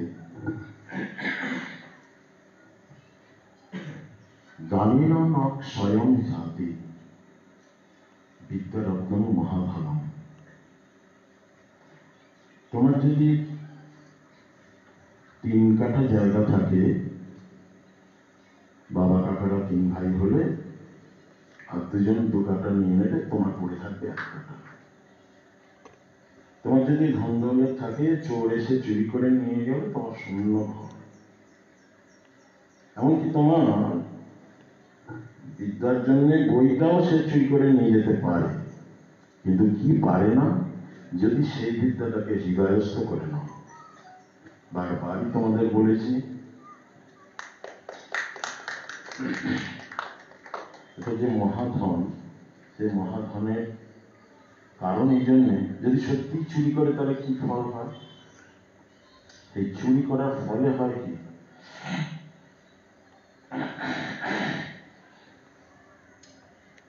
কার্যকালে সমুৎপন্নে নত গ্রন্থ নত ধন। তোমার প্রচুর বই আছে একটা সাবজেক্টের ওপর, কালী পুজোর উপরে 5টা বই আছে, দুর্গা পুজোর উপর 1টা বই আছে, দশকর্মার উপরে 5টা বই আছে, কোনো ব্যাপার না। কিন্তু বইটা যখনই চুরি গেল, তোমার সব বিদ্যা শেষ। এটা হচ্ছে 1 নম্বর। 2 নম্বর, রাস্তায় যাচ্ছে দেখবে প্রচুর লোকে জিজ্ঞাসার শেষ নেই, এবং কেউ তোমার বাড়ি গিয়ে জিজ্ঞেস করবে, রাস্তায় পেলো সাইকেল থেকে দাঁড় করে, 1 মিনিট এটা একটু বলে দাও তো। কারণ তোমাকে ইনস্ট্যান্ট বিষয়টা সম্বন্ধে জানতে হবে। পূজাদি বিষয়ই হোক, শ্রাদ্ধাদি বিষয়ই হোক, বিবাহাদি বিষয়ই হোক, যে কোনো বিধান জানতে হবে। ইনস্ট্যান্ট রাস্তাতেই তোমাকে বলতে হবে। তুমি যদি বলতে পারলে তাহলে জানবে না কাল, যদি বলো না আমি কালকে, তার মানে তোমাকে বইটা বাড়িতে গিয়ে দেখে বলতে হবে। কোনো আপত্তি নেই কাজে, কিন্তু বাড়িতে গিয়ে যদি বইটা খুঁজে না পাও তাহলে হয়ে গেল। তাহলে কার্যকালে সমুৎপন্নে যখন কাজ এসে উপস্থিত হলো, সেই গ্রন্থের আর কোনো মূল্য রইল না। তেমনি তোমার প্রচুর অর্থ আছে, কিন্তু অর্থটা হয় তুমি ব্যাংকে ফিক্সড করে রেখেছো, অথবা কারোর কাছে দিয়ে রেখেছো টাকাগুলো দাদন খাটানোর জন্য, সেখান থেকে একটা মুনাফা পাচ্ছ প্রতি মাসে মাসে। তোমার বাড়িতে একটা বিরাট অ্যাক্সিডেন্ট, অথবা মেয়ের বিয়ে লেগে গেছে, এক্ষুনি টাকা দরকার, কিন্তু টাকা তো তোমার প্রচুর আছে, কিন্তু পাচ্ছ না, হাতে নেই। কার্যকালে সমুৎপন্নে নত ধনম, সে ধনের কোনো মূল্য নেই। সেই জন্যে এই বিদ্যারত্ন হচ্ছে মহাধনম, এটা হৃদয়স্থ করে নিতে হবে। একটি ছোট্ট কথা বলে দিই, এই হৃদয়স্থ করার কথা কেন বললাম। ভক্তিপাড়ার একটু আগে পুরুষোত্তম বলে গেছে, এ ভূমি পুণ্যভূমি, অসংখ্য অসংখ্য মহাপুরুষ এই ভক্তিপাড়ার ভূমিতে জন্মে গেছেন। তার একজনের কথা বলি, তিনি হচ্ছেন চিরঞ্জীব ভট্টাচার্য। এই চিরঞ্জীব ভট্টাচার্য ভক্তিপাড়ায় রামচন্দ্র তত্ত্বতীর্থের টোলে তাঁর পড়াশুনো। ছোটবেলা থেকে প্রচন্ড মেধা, সেখানে পড়াশোনা করান, করতে করতে তারপরে যখন এখানকার পাঠ শেষ হলো, উনি তখন বেনারসে চলে যান। ওখানে গিয়ে শিক্ষা শুরু হয়। তো শিক্ষা শুরুর পর তখন তো এই 12 বছর ধরে মূল বেদ পাঠ শুরু হতো, তার সঙ্গে অন্যান্য বিষয়গুলো চলতে থাকে।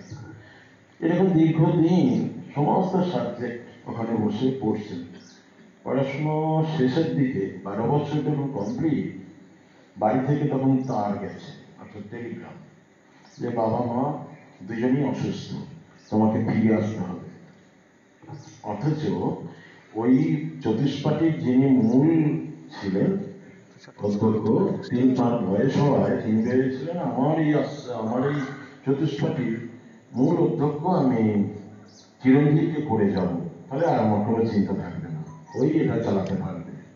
কিন্তু চিরঞ্জীব বলল, না, পিতামাতার ডাক আমি কখনো উপেক্ষা করতে পারবো না, আমাকে যেতে হবে। তখন দুঃখে এবং ক্রোধে সে অধ্যক্ষ বললেন, তুমি যেতে পারো, কিন্তু একটা শর্ত, এই 12 বছর ধরে যে সমস্ত বই তুমি দেশ থেকে এখানে এনেছ, আর এখানে যে সমস্ত গ্রন্থ তুমি কালেকশন করেছো, পড়াশোনা করেছো, সমস্ত গ্রন্থ খাতা সব আমার কাছে জমা দিয়ে তোমাকে খালি হাতে ফিরতে পারো। যদি তুমি রাজি থাকো তাহলে বাড়ি যেতে পারো। এই কথা শুনে চিরঞ্জীব বললো, হ্যাঁ। বললো, পণ্ডিত মশাই আমাকে 3টে দিন সময় দিন। এই 3 দিনেতে চিরঞ্জীব ভট্টাচার্য তার অধিগত সমস্ত বিদ্যাকে পুনরায় একবার করে ঝালিয়ে নিল। আমাদের একটা শাস্ত্রের কথা এই জন্যই বলে, শাস্ত্র সুচিন্তিতম বিপ্রতি চিন্তনীয়ম। ভালোভাবে হৃদয়ে গাঁথা থাকলেও সবসময় সেটাকে চিন্তা করলে কখনো ভুল হবে না। উনি 3 দিন ধরে সমস্ত গ্রন্থ আদ্যপান্ত ভালো করে দেখে নিয়ে 3 দিন বাদে সমস্ত গ্রন্থ খাতা পত্র যা ছিল আচার্যর পায়ের কাছে সব জমা দিয়ে প্রণাম করে বললেন, আমাকে এবার বিদায় দিন। উনি বললেন, হ্যাঁ তাহলে তথাস্তু। বললেন, তবে একটা কথা বলে যাই, আমি যতদিন জীবিত থাকবো ততদিন গুপ্তিপাড়া থেকে সুদূর বারাণসীতে দর্শন শাস্ত্র শিখতে কেউ আর আসবে না। অসাধারণ আমাদের সেই ভূমিপুত্র, আমরা তার গর্বে গর্বিত। এবং আপনারা জানেন তৎকালীন যুগে হুগলি জেলার অন্যতম শ্রেষ্ঠ পণ্ডিত ছিলেন জগন্মোহন তর্কালঙ্কার। এই ত্রিবেণী জগন্মোহন তর্কালঙ্কার প্রতি সপ্তাহে পদব্রজে ত্রিবেণী থেকে ভেতরের রাস্তা দিয়ে এসে, এখন যেটা ওই প্রধানমন্ত্রী সড়ক যোজনা রাস্তা হয়েছে, ওইখান দিয়ে এসে দিগড়ে দিয়ে উঠে আমাদের গুপ্তিপাড়ার পিটুলতলার ভেতর দিয়ে ফাঁড়ির পাশ দিয়ে গিয়ে তেলিপাড়ায় পৌঁছতেন।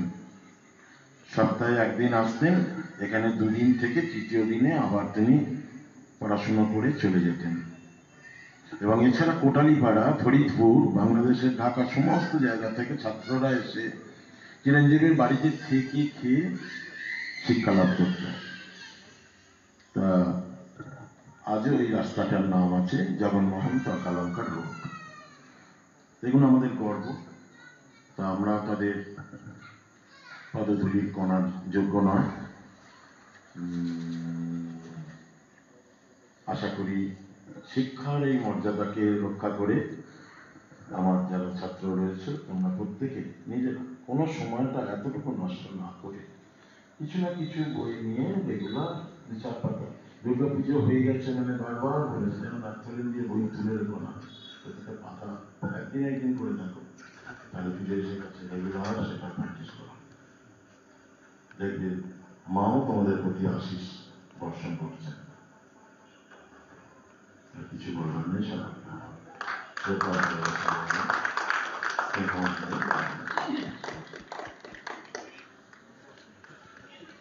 আমরা প্রায় অনুষ্ঠানের শেষ পর্যায়ে এসে উপস্থিত হয়েছি। এবার বক্তব্য রাখবেন অধ্যাপক অভিষেক মুখোপাধ্যায়। আমি অনুরোধ করবো অভিষেক মুখোপাধ্যায় বক্তব্য রাখার জন্য।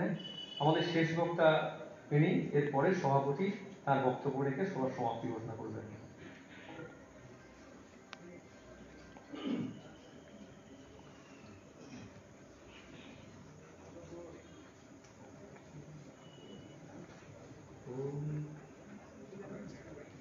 ओम गुरु ब्रह्मा गुरु विष्णु गुरुदेव महेश्वर गुरुदेव परम ब्रह्म तस्मै श्री गुरुवे नमः। মঞ্চে উপস্থিত শ্রদ্ধেয় আচার্য কমলাকান্ত, তাকে আমার প্রণাম। গোবিন্দপুরী মহারাজকে আমার প্রণাম। সুজিতদা আমার অন্যতম আচার্য, আমি তার একলব্যের ন্যায় শিষ্য, তাকে প্রণাম। এখানে উপস্থিত রয়েছেন আমার আত্মসংযুক্ত অগ্রজ, যিনি কখনোই তার করুণা থেকে, কৃপা থেকে আমাকে বঞ্চিত করেননি, তার নাম পুরুষোত্তম বাবু। পুরুষোত্তম দাকে আমার প্রণাম এবং সকল উপস্থিত মাতৃগণ এবং চেতন অচেতন সকলকে আমার অন্তরের প্রণাম জানিয়ে দুটো কথা বলার প্রচেষ্টা রাখছি। আমি বক্তা নই, আমার পৌরোহিত্য সম্পর্কে জ্ঞান খুবই সীমিত, তথাপি দীর্ঘ 25 বছর কি 24 বছরের সাধন জীবনে আধ্যাত্মিক জগৎকে যতটুকু অনুভব করেছি, আত্মস্থ করেছি নাকি, সেই প্রসঙ্গে দু চার কথা বলতে চাই। কালী পূজা পদ্ধতি সম্পর্কে এই বইটি যখন লেখা হচ্ছিল তখন বেশ কয়েকবার সুজিতদার সাথে আমার কথা হয়, কারণ বহু বিষয়ে জানতে সুজিতদাকে আমি ফোন করি। দীর্ঘ 12 বছর হতে চলল সেই মুক্তিপাড়ার SMITর লাইব্রেরিতে বিভিন্ন প্রশ্ন নিয়ে, যে রাত্রিবেলা কি চণ্ডীপাঠ চলে, রাত্রিবেলা চণ্ডীপাঠ চললে কিভাবে পড়া উচিত, রাত্রি সুক্ত পাঠ এর উপযোগিতা কি, এহেন বহু প্রশ্ন নিয়ে তার কাছে আমি বহুবার উপস্থিত হয়েছি এবং তিনি তার উত্তরে আমাকে সবসময়তেই সমৃদ্ধ করেছেন।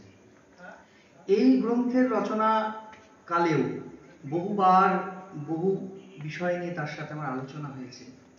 এখনো যদিও গ্রন্থটি আমার হাতে আসেনি, আমি দেখিনি, তথাপি তার গৃহে যতবার গেছি তার প্রুফ যখন দেখা চলছে সে বিষয়ে আমি হাতে নিয়ে কিছু দেখেছি, যৎকিঞ্চিত তার ভেতরে আলোকপাত করার আমার সৌভাগ্য হয়েছে। শুধু এইটুকু বিষয় দেখেছি যে আমাদের যে কটা পুস্তক বর্তমানে প্রচলিত রয়েছে বা আমাদের কাছে রয়েছে বা আমরা জানি, তার সাথে এই পুস্তকের একটু ব্যতিক্রম রয়েছে। এই প্রসঙ্গে যাওয়ার আগে আমি স্মরণ করি নিত্যানন্দজিকে, আমাদের পুরুষোত্তম দার পিতৃদেব। আমি ওই বংশকে প্রণাম জানাই, গুপ্তিপাড়ার সিদ্ধ বংশ। তিনি তার পিতৃদেব যুগ বশিষ্ঠ দেবের সাথে, আমি শুনেছি দাদার কাছে, যখন বারাণসীতে গেছেন বেদ, বেদান্ত এবং তন্ত্র সংক্রান্ত বিভিন্ন মীমাংসা শাস্ত্র পাঠের উদ্দেশ্যে, যেমন সুজিতদা একটু আগে বলছিলেন যে কালী পূজা পদ্ধতি আমি শিক্ষা দিচ্ছি, এক একজন ছাত্র 2-3টে করে কালী পূজার বই নিয়ে বসে আছে। কেউ বলছে এটাতে এটা তো নেই, কেউ বলছে এটা এর সাথে মিলছে না। সাধন ক্রমে চর্যা এবং মীমাংসা এটি একটি বিশেষ অধ্যায়, কারণ কন্ট্রাডিকশনে ভর্তি। একটা গ্রন্থের সাথে আরেকটি গ্রন্থ, একটি তন্ত্রের গ্রন্থের সাথে আরেকটি তন্ত্রের গ্রন্থ। বঙ্গের যে তন্ত্র তা মূলত কালিক্রম, তিব্বত এবং মহাচীন তারাক্রম, দক্ষিণ ভারত শ্রীক্রম। আমাদের সৃষ্টির সাথে সাধনা অঙ্গাঙ্গিভাবে জড়িত। যেমন ঠাকুর শ্রী রামকৃষ্ণ, তিনি তো কোনো পুরোহিত দর্পণ, ব্রাহ্মণ সর্বস্ব এগুলো কিছু পড়েননি। তাকে আমরা স্বীকার্য দেব কি? কেন দেব? এই বিষয়ে যদি আলোচনা করতে যাই, দেখব ভারতবর্ষের সাধন সমাজে এমন অনেক মনীষীকে আমরা পাচ্ছি যারা নিরক্ষর ছিলেন। তারা কি করে সিদ্ধ হলেন? তারা কি আমাদের অনুশাসন দেওয়ার যোগ্য? যেমন নিমাই পণ্ডিতকে আমরা পাই, যেমন শঙ্করাচার্যকে পাই, তেমন বামাখ্যাপাকেও পাই, ঠাকুর শ্রী রামকৃষ্ণকেও পাই। তাহলে পূজা এবং সাধন ক্রম এই দুটির মধ্যে পার্থক্য আছে। সাধকের পূজা আর বিধিসম্মত পূজা দুটি প্রভেদ আছে। সাধক অবশ্যই বিধিসম্মত পূজা করে, নইলে তার সাধনের ক্রমোন্নতি হবে কি করে? কিন্তু সেই বিধির মধ্যে গুরুমুখীনতা এবং আত্মলীন যে গুপ্ত দর্শন তা বর্তমান। নিত্যানন্দজি যখন মহামহোপাধ্যায় গোপীনাথ কবিরাজের কাছে উপস্থিত হলেন কাশীতে, সেখানে যুগ বশিষ্ঠদেব বর্তমান, তিনি প্রণাম করতে গেলেন। গোপীনাথ কবিরাজ বললেন, পিতৃ উপস্থিতিতে কাউকে প্রণাম করবে না কখনো। নিত্যানন্দজি দেখছেন চারিপাশে বই ছড়িয়ে রয়েছে, এখানে বই, ওখানে বই, ওখানে বই, তার মধ্যে গোপীনাথ কবিরাজ বসে রয়েছে মহামহোপাধ্যায়। তিনি বললেন, বাবা তোমাকে তো আমি শিষ্যরূপে গ্রহণ করব, আমার একটি প্রশ্ন আছে। হ্যাঁ বলুন। দর্শন শব্দের অর্থ কি? অনেকক্ষণ চুপ করে থেকে নিত্যানন্দজি বললেন, দর্শন মানে দৃশ্য নয়, দর্শন মানে যা দেখা যায়। দর্শন মানে কোনো একটি শাস্ত্র পড়লাম, সেটি পড়ে আমার মনোগত ব্যাখ্যা বা আমার বুদ্ধি দিয়ে বা আমার ইন্টেলেক্ট দিয়ে আমার পার্সপেক্টিভে আমার পারসেপশনে আমি সেটাকে ব্যাখ্যা করলাম, সেটা পণ্ডিতের ব্যাখ্যা হলো, সেটা দর্শন নয়। তাই ঠাকুর শ্রী রামকৃষ্ণ পণ্ডিত ছিলেন না, তিনি দার্শনিক ছিলেন, কারণ যা দেখা যায় না তা তিনি দেখেছিলেন। এটা গুরুক্রম। সেই গুরুক্রমে আজকে আমাদের উপজীব্য বিষয় হচ্ছে সুজিতদা এবং কালী পূজা পদ্ধতি। তো কালী পূজা পদ্ধতি বা কালী শব্দটি যদি ওঠে, আপনারা জানেন আমার থেকে সকলেই এখানে পণ্ডিত উপস্থিত, যে দশমহাবিদ্যার একটি বিদ্যা, কিন্তু সাধন ক্রমে সেটা বাংলার ক্রম হোক আর তিব্বতের ক্রম হোক, উভয় ক্রমে কালীকে সপ্ত আচার বা নব আচারের অন্তর্গত একটি অধ্যায়ে বিশেষ সাধনার অন্তর্ভুক্ত করা হয়েছে। আমরা জানি প্রথমে বেদাচার, তারপর বৈষ্ণবাচার, তারপর শৈবাচার।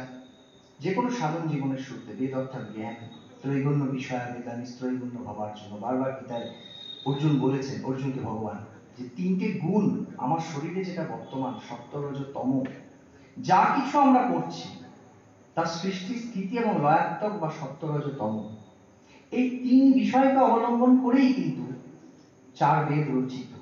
তার উপজীব্য বিষয় তার রেশিও ভেদ, সত্য আশ্রিত রজ, রজ আশ্রিত সত্য, তম আশ্রিত রজ, পারমিউটেশন কম্বিনেশন করে চারটে বেদ এসছে। চারটে বেদ আমাদের জীবনের জ্ঞান। তাহলে বেদাচার, তারপর বৈষ্ণবাচার। বেদাচারের যদি বাহ্য প্রকাশ দেখি তাহলে বৈদিক অনুশাসন, এবং সেই বৈদিক অনুশাসনকে হুবহু ফলো করে আমরা যে সকল পৌরোহিত্যের কাজ করছি, এটা বেদাচারের অন্তর্গত। বৈষ্ণবাচার, পূজা তো অনেক করলাম, এবারে আমার অন্তরের অন্তস্থ দেবী বা দেব বা ইষ্টকে আমি নিভৃতে তুমি আমি, আমি তুমি এক হই না। শৈবাচার, আস্তে আস্তে ভাব সমাধি আসছে অষ্টাঙ্গ যোগকে অবলম্বন করে। এই তিনটি আচার আমি কেন বলছি, এগুলো তো অবান্তর, কারণ এই সকল বিষয় আলোচনা আছে। ক্রান্তা নিয়ে আলোচনা আছে, রথক্রান্তা, অশ্বক্রান্তা, মন্দ্রাক্রান্তা।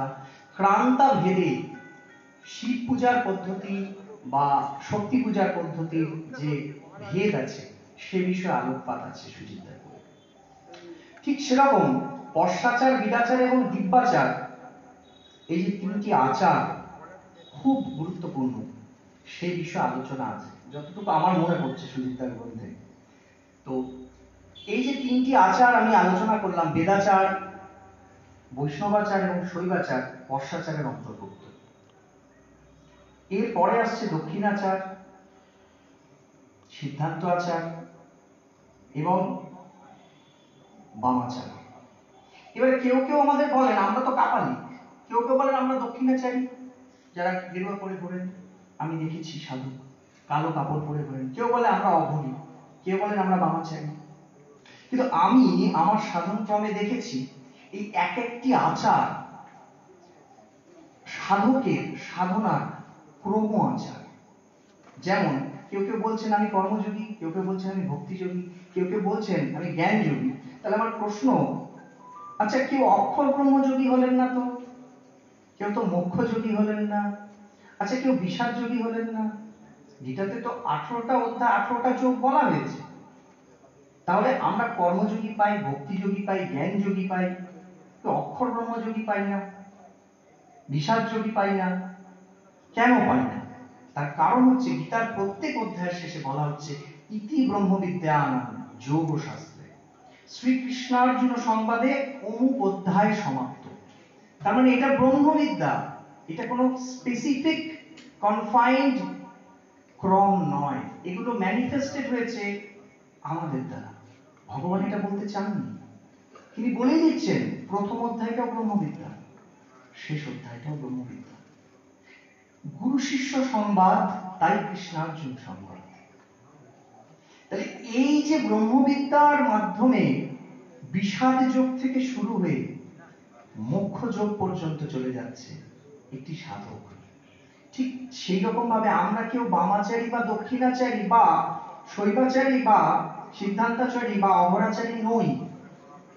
আমাদের জীবনের সাধন জীবনের ক্রমপরিণতি। বর্ষাচারের শেষ, বিরাচারের শুরু, দক্ষিণাচার, সেখানে এসে দাঁড়ালেন মা দক্ষিণাকালী। মা দক্ষিণাকালীর পূজা পদ্ধতি যেভাবে বর্ণনা করা হয়েছে সুজিতদার বইয়ে, কালী তো মূলত কাল, এবং কাল হচ্ছে স্পন্দন। আপনারা সবাই জানেন অর্ধমাত্রাং স্থিত নিত্যা, আমরা চণ্ডীতে দেখছি। অর্ধমাত্রাও কাল, হাফ নোট, অর্থাৎ একটা জিরো, অ্যাবসলিউট জিরো। সেই জিরোকে যদি আমি কোয়ান্টাইজ করি, অর্থাৎ একটা জিরোকে আমি ভাঙছি, দ্যাট ইজ হাফ নোট বা অর্ধমাত্রা। নির্বিকল্প সমাধি লেগেছে, লেগে নেমে এসেছি বা লাগবে, তাই দুটি বিসর্গ। তাই আমরা বলি যে আমরা ওই বিষয়ের বিন্দু বিসর্গ জানি। বিন্দু বিসর্গ কথাটা এসছে মাতৃকা থেকে। তাই আমরা স্বরান্যাস করি, অন্তর্মাতৃকা ন্যাস করি, বাহ্য মাতৃকা ন্যাস করি। মাতৃকাগুলি বর্ণ, বর্ণ মানে রং, ব্রহ্ম নির্গুণ, সে কোয়ান্টাইজড হয়েছে, ভাইব্রেন্ট হয়েছে, এক এক সময় স্থিত জগৎ। তাই বর্ণগুলো এসেছে, এক একটা বর্ণ মা ত্রিকা, তার মানে মা ত্রৈগুণ্য সমন্বিতা। তাই এক একটা মা, বামা জ্যেষ্ঠা রৌদ্রী ধরা। তাই রামপ্রসাদ বলছেন না, না জানলে জ্যেষ্ঠ, না জানলে কি যেন ছিল ওটা, না জানলে জ্যেষ্ঠা, না জানলে জ্যেষ্ঠা মূলা, কে ভাঙবে তোর ধুলা খেলা। রামপ্রসাদ গানের মধ্যে বলছেন না জানলে জ্যেষ্ঠা মূলা, কে ভাঙবে তোর ধুলা খেলা।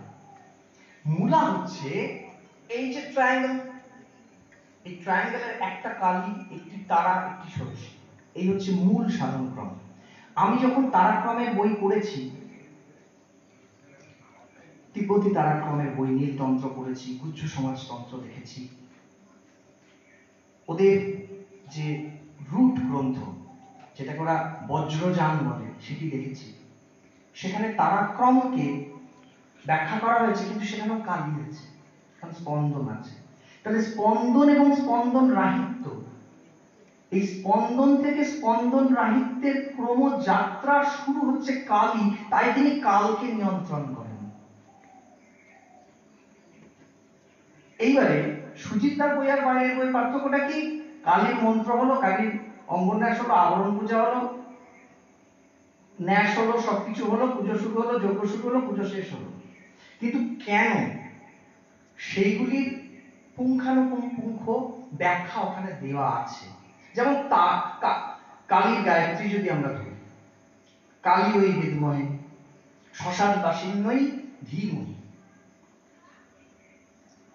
তন্ন ঘোরে প্রচোদয়াৎ। এই যে আবার যদি আমরা তারা ধরি, তারা ওই বিদ্মহে মহাগ্রা ওই ধীমহি তন্ন তারে প্রচোদয়াৎ। তাহলে আমরা যে কোনো গায়ত্রীতে গেলে আমরা এগুলো উচ্চারণ করে দিচ্ছি। আমরা কুল্লুকা জপ করছি, তারপরে গায়ত্রী জপ করছি, মন্ত্র জপ করছি, শিখা ওই প্রসট করছি, কিন্তু গায়ত্রীটাকে তুলে আনলাম একটা যে কোনো উদাহরণ দিয়ে বোঝানোর জন্য। যে কোনো গায়ত্রীতে তিনটে অংশ আমরা পাই। প্রথম অংশ বিদ্মহে, দ্বিতীয় অংশ ধীমহি, তৃতীয় অংশ প্রচোদয়াৎ।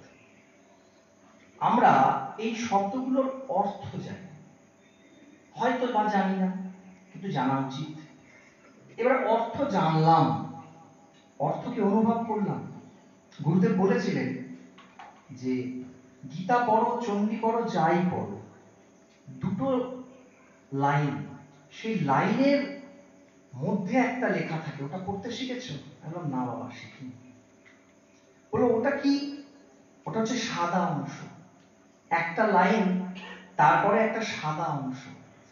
একটা লাইনের মর্মার্থ হচ্ছে তার সাদা অংশ, তার মানে তুমি ভ্যাকুম হচ্ছ। একটা যে কোনো অনুভব, সে আমাকে তত্ত্ব থেকে তত্ত্বাতীতে নিয়ে গিয়ে তত্ত্বকে দর্শন করায়, এটাই অ্যাবসলিউট রিয়ালাইজেশন। একটা ট্রেন চলছে 60 কিলোমিটার বেগে, আমিও চলছি 40 কিলোমিটার বেগে, ট্রেনটা যাচ্ছে 20 কিলোমিটার পার আওয়ার আমার রেসপেক্টে, ট্রেনটা যে 60 কিলোমিটার পার আওয়ার চলছে আমি দেখতে পাচ্ছি না, কারণ আমিও তো চলছি।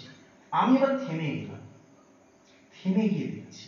তাহলে আমি থেমে গিয়ে যেটা দেখছি, আমি তত্ত্বাতীতে গিয়ে যে তত্ত্বটাকে দেখছি, সেটা দর্শন। সেটা not the product, not the manifestation of my intellect. নাস্তি বুদ্ধি অযুক্তস্য, যে যুক্ত নয় তার বুদ্ধি বুদ্ধি নয়, সে যতই পড়াশোনা জানুক, বিজ্ঞানী হোক, যাই হোক। তাহলে বুদ্ধিকার যে ধীমহি, যে ধী শক্তি সম্পন্ন, ধীতে যুক্ত হয়েছে। তাহলে কালী ওই বিদ্যমহে, বিদ্যমহে মানে হোয়াট ইজ দ্য বিদ্যা, কালিকা ওই বিদ্যমহে। হোয়াট ইজ দ্য সাবজেক্ট, বিদ্যাটা কি? কালিকা। কালিকা ওই বিদ্যমহে, তার স্বরূপ কি? আমি ওই ভ্যাকুমে গিয়ে যে অবস্থায় আমি পৌঁছাবো, আমার স্বরূপ কি হবে? শ্মশান বাসিন্নই ধীমহি। আমার শরীর, আমার অস্তিত্ব, আমার বোধ শ্মশান সম হবে, কারণ দক্ষিণাচারে প্রথম প্রবেশ করছি, তাই সে দক্ষিণাকারী। অনুকূল স্বরূপ দিয়ে প্রকৃতি আমাকে প্রকৃতির পাঠ করাচ্ছে। We are the reader of nature. তাহলে প্রকৃতি পাঠ করছি মায়ের দক্ষিণ পা দিয়ে, দক্ষিণ অঙ্গ দিয়ে, তাই তিনি দক্ষিণা। তাই শ্মশান বাসিন্নই ধীমহি। তন্ন ঘোরে প্রচোদয়াৎ। তন্ন ঘোরে মানে অঘোরে, অর্থাৎ আমি যে এতক্ষণ কাম, ক্রোধ, লোভ, মোহ, মদ, মাৎসর্য এই যে সৃষ্টির সাথে আমি নিয়ে এসেছি, এদের দ্বারা ঘোরে আচ্ছন্ন ছিলাম, দ্যাট ইজ তন্ন ঘোরে, সেটার থেকে অঘোর ক্রমে যাত্রা শুরু হলো। ঘোর থেকে অঘোরে যাচ্ছি। প্রচোদয়াৎ, আমাকে প্রেরণ করছো। এইবারে এই যে তিনটে শব্দ, কালিকা ওই বিদ্মহে, বিদ্মহে গুরু শক্তিপাতের দ্বারা যখন বিদ্যাদান করবেন, অথবা তিনি পৌরোহিত্য শেখাবেন। কে পুরোহিত? যিনি ত্রিসন্ধ্যা করছেন। ত্রিসন্ধ্যা কিভাবে করছেন? সুজিতদা যেভাবে করছেন। আজকে সুজিতদার মতো এইভাবে কেউ ব্রাহ্মণ ধর্মকে বহন করে নিয়ে যাচ্ছেন, সঠিক ব্রাহ্মণ যিনি ত্রিসন্ধ্যা করেন, বিরল, দেখি না। আমার ব্যক্তিগত জীবনে একবার ব্রাহ্মণের দশবিধ সংস্কারের একটি সংস্কার নিয়ে অ্যাপ্লাইড পয়েন্ট অফ ভিউতে প্রশ্ন উঠেছিল যে পুংসবন হচ্ছে, সীমান্তোন্নয়ন হচ্ছে, যে গর্ভাধানটা কি?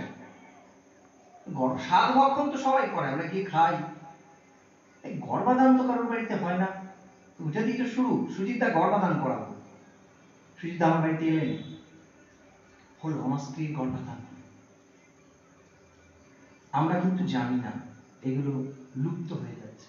গর্ভাধান যে একটি বিশেষ সংস্কার, যেমন গৃহপ্রবেশ করলে সেটিকে সংস্কার করতে হয়। একটি আত্মা সে আসবে নবগৃহে, নবগর্ভে, সেই গর্ভের সংস্কার। সুজিতদাকে ধরলাম, উনি বললেন হবে। আমার শুধু এইটুকুই বক্তব্য যে পূজা পদ্ধতি সেটি শুধু একটি মানে কি বলবো, it's not just a decorum যে আমি যেমন এখানে এসেছি, আমাকে আহ্বান করা হয়েছে, আমি কিছু বলছি, I am sharing my feelings with you all. তার মানে আপনারা যারা আছেন আমার থেকে কি আলাদা? কেউ তো আলাদা নন, বিভিন্ন হয়ে আছি আমরা, কিন্তু আমরা তো এক। তাই যাকে পুজো করতে বসছি সে আর আমি কি আলাদা? তাহলে আমি এখানে ফুলটা দিচ্ছি কারণ এটা মূলা, না জানলে জ্যেষ্ঠা মূলা, দিস ইজ মূলা, দিস ইজ ব্রহ্মরন্ধ্র, এটা নয়, এটা অবক্রম আমাদের এটা। তাহলে এখানটাতে শিখা হয়ে বসত করছি। আগে আত্মপূজা, আত্মপূজার স্বরূপ, স্বরূপ পূজায় আত্ম, এই যে ক্রমটা, এই ক্রমটা সম্পূর্ণ নিগমের। তাই নিগম ক্রমে আমরা মরছি, মরতে মরতে সদাশিব হেসব। তাই বিরাচারের প্রথম দরজা খুলে দিচ্ছেন মা দক্ষিণা, তারপরে সিদ্ধান্তাচারে প্রবেশ করছি যে আমি বুঝলাম মা, তুমি আমাকে যেভাবে বোঝালে আমি বুঝলাম মা, তোমার ডান পায়ের মধ্যে দিয়ে প্রবেশ করে আমি বুঝলাম যে কেন বেদাচার এবং বৈষ্ণবাচারে যখন আমি ব্রহ্মচর্য পালন করছিলাম আমাকে শিক্ষাগুলো দেওয়া হয়েছিল নারীদের পায়ের দিকে তাকাবো। কারণ পরে তো তোকে পুজো করতে হবে ওই কালী পুজোটাকে। তাই তোকে আগে পূজার উপযোগী বানাচ্ছি ব্রহ্মচর্য প্রতিষ্ঠায়। তাই আমি সিদ্ধান্তটায় প্রবেশ করলাম, আমি সিদ্ধান্ত নিলাম। এরপরে বিরাচারের শেষ ধাপ বামাচার, বামাকা নিয়ে এলাম। এইবারে ভোগ আর যোগ একাত্ম হচ্ছে। দক্ষিণাকালী অ্যালাউ করলেন বলে আমি ভোগে যোগে এক হতে পারছি, যোগে ভোগে ভোগে যোগে এক। কিন্তু এই ভোগটা কি ভোগ? অর্থভোগ, ঐশ্বর্য ভোগ না তো। মায়ের ভোগ আমি হচ্ছি। এতক্ষণ মাকে আমি উপাসনা করছিলাম, এখন আমার শরীরটা পড়ে আছে, মা এসে আমাকে আশ্রয় করছেন। এটাই বিপরীততা। এর পরের ক্রমে আমরা চলে আসছি চীনাচার বা অপরাচার, যোগাচার এবং পূর্ণাচার। আমি আপনাদের সকলকে প্রার্থনা করব, আমার অন্তর থেকে প্রার্থনা, যে বইটিকে কেবল একটি দুষ্প্রাপ্য বই, একটি অমূল্য সংকলন এই হিসাবে গ্রহণ না করে এই বইটির মধ্যে কুমারী পূজা, আমরা জানি কুমারী পূজা দুর্গাপূজার সময় অষ্টমীতে হয়, কিন্তু আমরা মানি না। আমি ব্যক্তিগতভাবে আমার গুরুক্রমে পাইনি যেরকম কোনো বিধান আছে যে দুর্গাপূজার সময় অষ্টমী কুমারী পূজা। কুমারী পূজা একটি অতি গুপ্ত পূজা এবং রহস্য পূজা, কিন্তু কালীক্রমে যে কুমারী পূজার প্রচলন আছে আমি জানতাম না। কারণ আমি ব্যক্তিগতভাবে সুজিতদার গ্রন্থের মধ্যে আমি পাই উনি যেভাবে কুমারী পূজাকে উন্মোচন করেছেন, ষোড়শ বর্ষিয়া পর্যন্ত সেগুলো আমরা জানতাম যে কখন এসে ভৈরবী হচ্ছেন, কখন সন্ধ্যা হচ্ছে, কিন্তু সেটা যে কালী পূজার মধ্যে কুমারী পূজা বর্তমান আছে জানতাম না। সুজিতদার বইয়ের মধ্যে পাবেন একটি রেয়ার জিনিস, কুমারী পূজা ওখানে বলা হয়েছে। বিশেষ কিছু বলার নেই, আমি এইটুকুই বলবো যে পৌরোহিত্য আমাদের সমাজের হিত সাধনের উদ্দেশ্যে পরার্থে আমাদের মানে আমি এবং পর, পর এবং আমি, এই বোধটা যদি চলে যায় তবেই পুরোহিত সম্ভব। পুরোহিত মানে পুরোহিত সম্ভব। আমি সেজন্য আপনাদের সকলের চরণে আমার প্রার্থনা রাখছি যে জগৎমাতার ইচ্ছায় এই অপৌরুষেয় কর্ম ওনার দ্বারা সাধিত হয়েছে। আপনারা প্রার্থনা করুন যাতে আমরা ভবিষ্যতে আরো এরকম বিভিন্ন পূজার, রহস্য পূজা সম্বলিত, অর্থ সম্বলিত গ্রন্থ পাই। এই বলে আচার্য কমলাকান্ত, স্বামীজি, সুচিত্রা এবং উপস্থিত আরো ব্যক্তিবর্গ এবং আবার পুনরায় আমার বন্ধুপ্রবর আত্মবৎ, যিনি কখনোই ওনার বাড়ির বইয়ের আলমারি আমাকে অনুভব করতে দেননি যে এটা ওনার বাড়িতে প্রবেশ করে আমি বই খুলছি।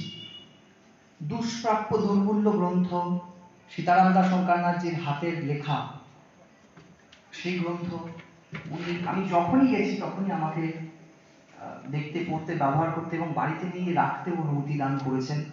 আমি অন্তঃকরণ থেকে, অন্তস্থ বোধ থেকে ওনাকে প্রণাম জানাই। তথাপি এই গুপ্তিপাড়ায় আমার জীবনের সাথে এভাবে যুক্ত হওয়ার জন্য অত্যন্ত সমৃদ্ধ। প্রণবানন্দজি, কৃষ্ণানন্দজি, যত মহাপুরুষের পদধ্বনি, ধূলি এবং আবেশ আবিষ্ট এই সিদ্ধপীঠ, সকলকে আমার প্রণাম জানিয়ে আমি বক্তব্য শেষ করছি।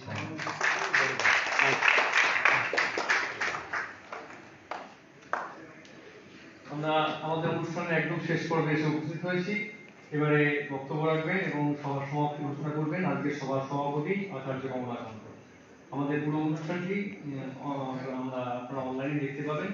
আপনারা যদি চান বা কাউকে শেয়ার করতে চান সে বিষয়টি আপনাদের পক্ষে সম্ভব।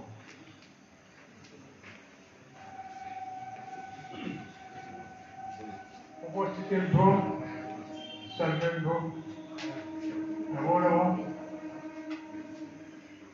अतीव आनंदस्य विषयः श्रद्धेय सुजित कर्मभवनस्य कालीपूजा पद्धति গ্রন্থস্য গোচরম প্রকাশনম ভবতি শাস্ত্র শব্দগ্রাস্তাভ্য মাত্র আলোচ্য উপস্থিত অতীব আনন্দিত ফলে যে ছাত্রাः দূরস্থলে অত্র উপস্থিতাः सन्ति अत्यंत दुःखद विषय कोरोना परिस्थिति अस्माकं बहु कार्यविरस्तं कृतम् अस्माकं बलागणे सच्चिदानन्द सुभाषरे मासद्वयात् परम् एकमेव शिबिरं भवति दुर्गापूजायाः प्राक्काले पञ्चदिवसीय शिबिरं भवति किन्तु अस्मिन् वर्षे किमपि न अभवत् तदर्थं सर्वेषां दुःखम् अस्ति ईश्वरस्य इच्छा कीदृशी अवस्था भवति किं कुर्मः वयम् अस्माकमपि सम्भवतः पापम् अस्ति तदर्थम् अस्माकं भोगं भवति यद्भवतु अस्माकं मालागाँव पौरहित्य प्रशिक्षण शिबिरे सुदूर मालदह झारग्राम हल्दियातः छात्राः आगच्छन्ति द्वादश त्रयोदश जिला छात्राः आगच्छन्ति किमर्थम् आगच्छन्ति अस्माकं शिबिरस्य पाठधनस्य मानम् अतीव उन्नतं तदर्थम् अस्माकं शिबिरे यथा अस्माकं पाठदानं करोति अतीव यत्नसहकारेण सर्वे छात्राः प्रीताः चिकित्सा पाठदानेन एतद्व्यतीतम् अस्माकं लक्ष्यमस्ति छात्राः व्याकरणं जानन्तु छन्दविषये जानन्तु योगगुरुविषये जानन्तु तर्हि पौरोहित्यविद्याशिक्षा परिपूर्णा भविष्यति एतदर्थं सुदूरस्थलतः अत्र आगच्छन्ति तो आपातकाले च चलति एष आपातकालो दूरीभूत भविष्यति पुनरपि अस्माकं स्वाभाविक अवस्था भविष्यति यदा स्वाभाविक अवस्था भविष्यति तदा पुनरपि अस्माकं शिबिरं भविष्यति सर्वे छात्राः सम्मिलिष्यन्ति पुनरपि पाठदानम् चर्चा भविष्यति शिवकुमार मुखोपाध्यायस्य ग्रन्थ सर्वेषां कृते उपकारी भविष्यति तदर्थम् अद्यतन अनुष्ठानम् अतीव सफलं जातं विविधविषये आलोचना जाता शिवकुमार मुखोपाध्याय महोदयस्य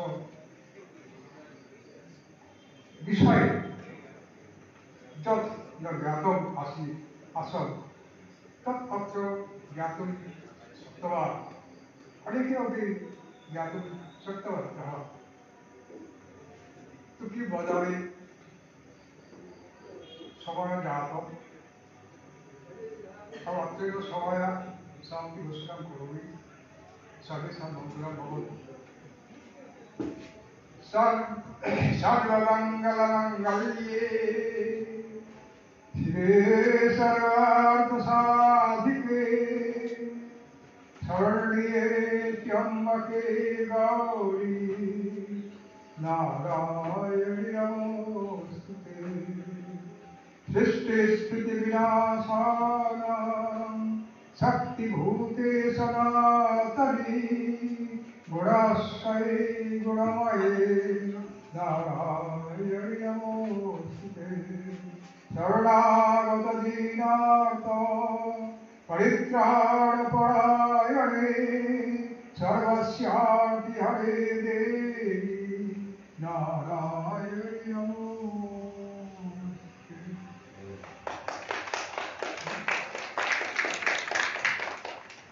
আমরা আমাদের এই অনুষ্ঠান এখানে শেষ করছি। আমরা যারা এখানে উপস্থিত রইলাম, যে সমস্ত অতিথি মঞ্চে রয়েছে তাদের সকলকে ধন্যবাদ ও কৃতজ্ঞতা জানাচ্ছি। ধন্যবাদ জানাচ্ছি যে সমস্ত অতিথি আমাদের এই অনুষ্ঠানে আমন্ত্রণে সাড়া দিয়ে এসে উপস্থিত হয়েছেন তাদের সকলকে এক স্মরণীয় মুহূর্ত থাকতে থাকবে। ধন্যবাদ।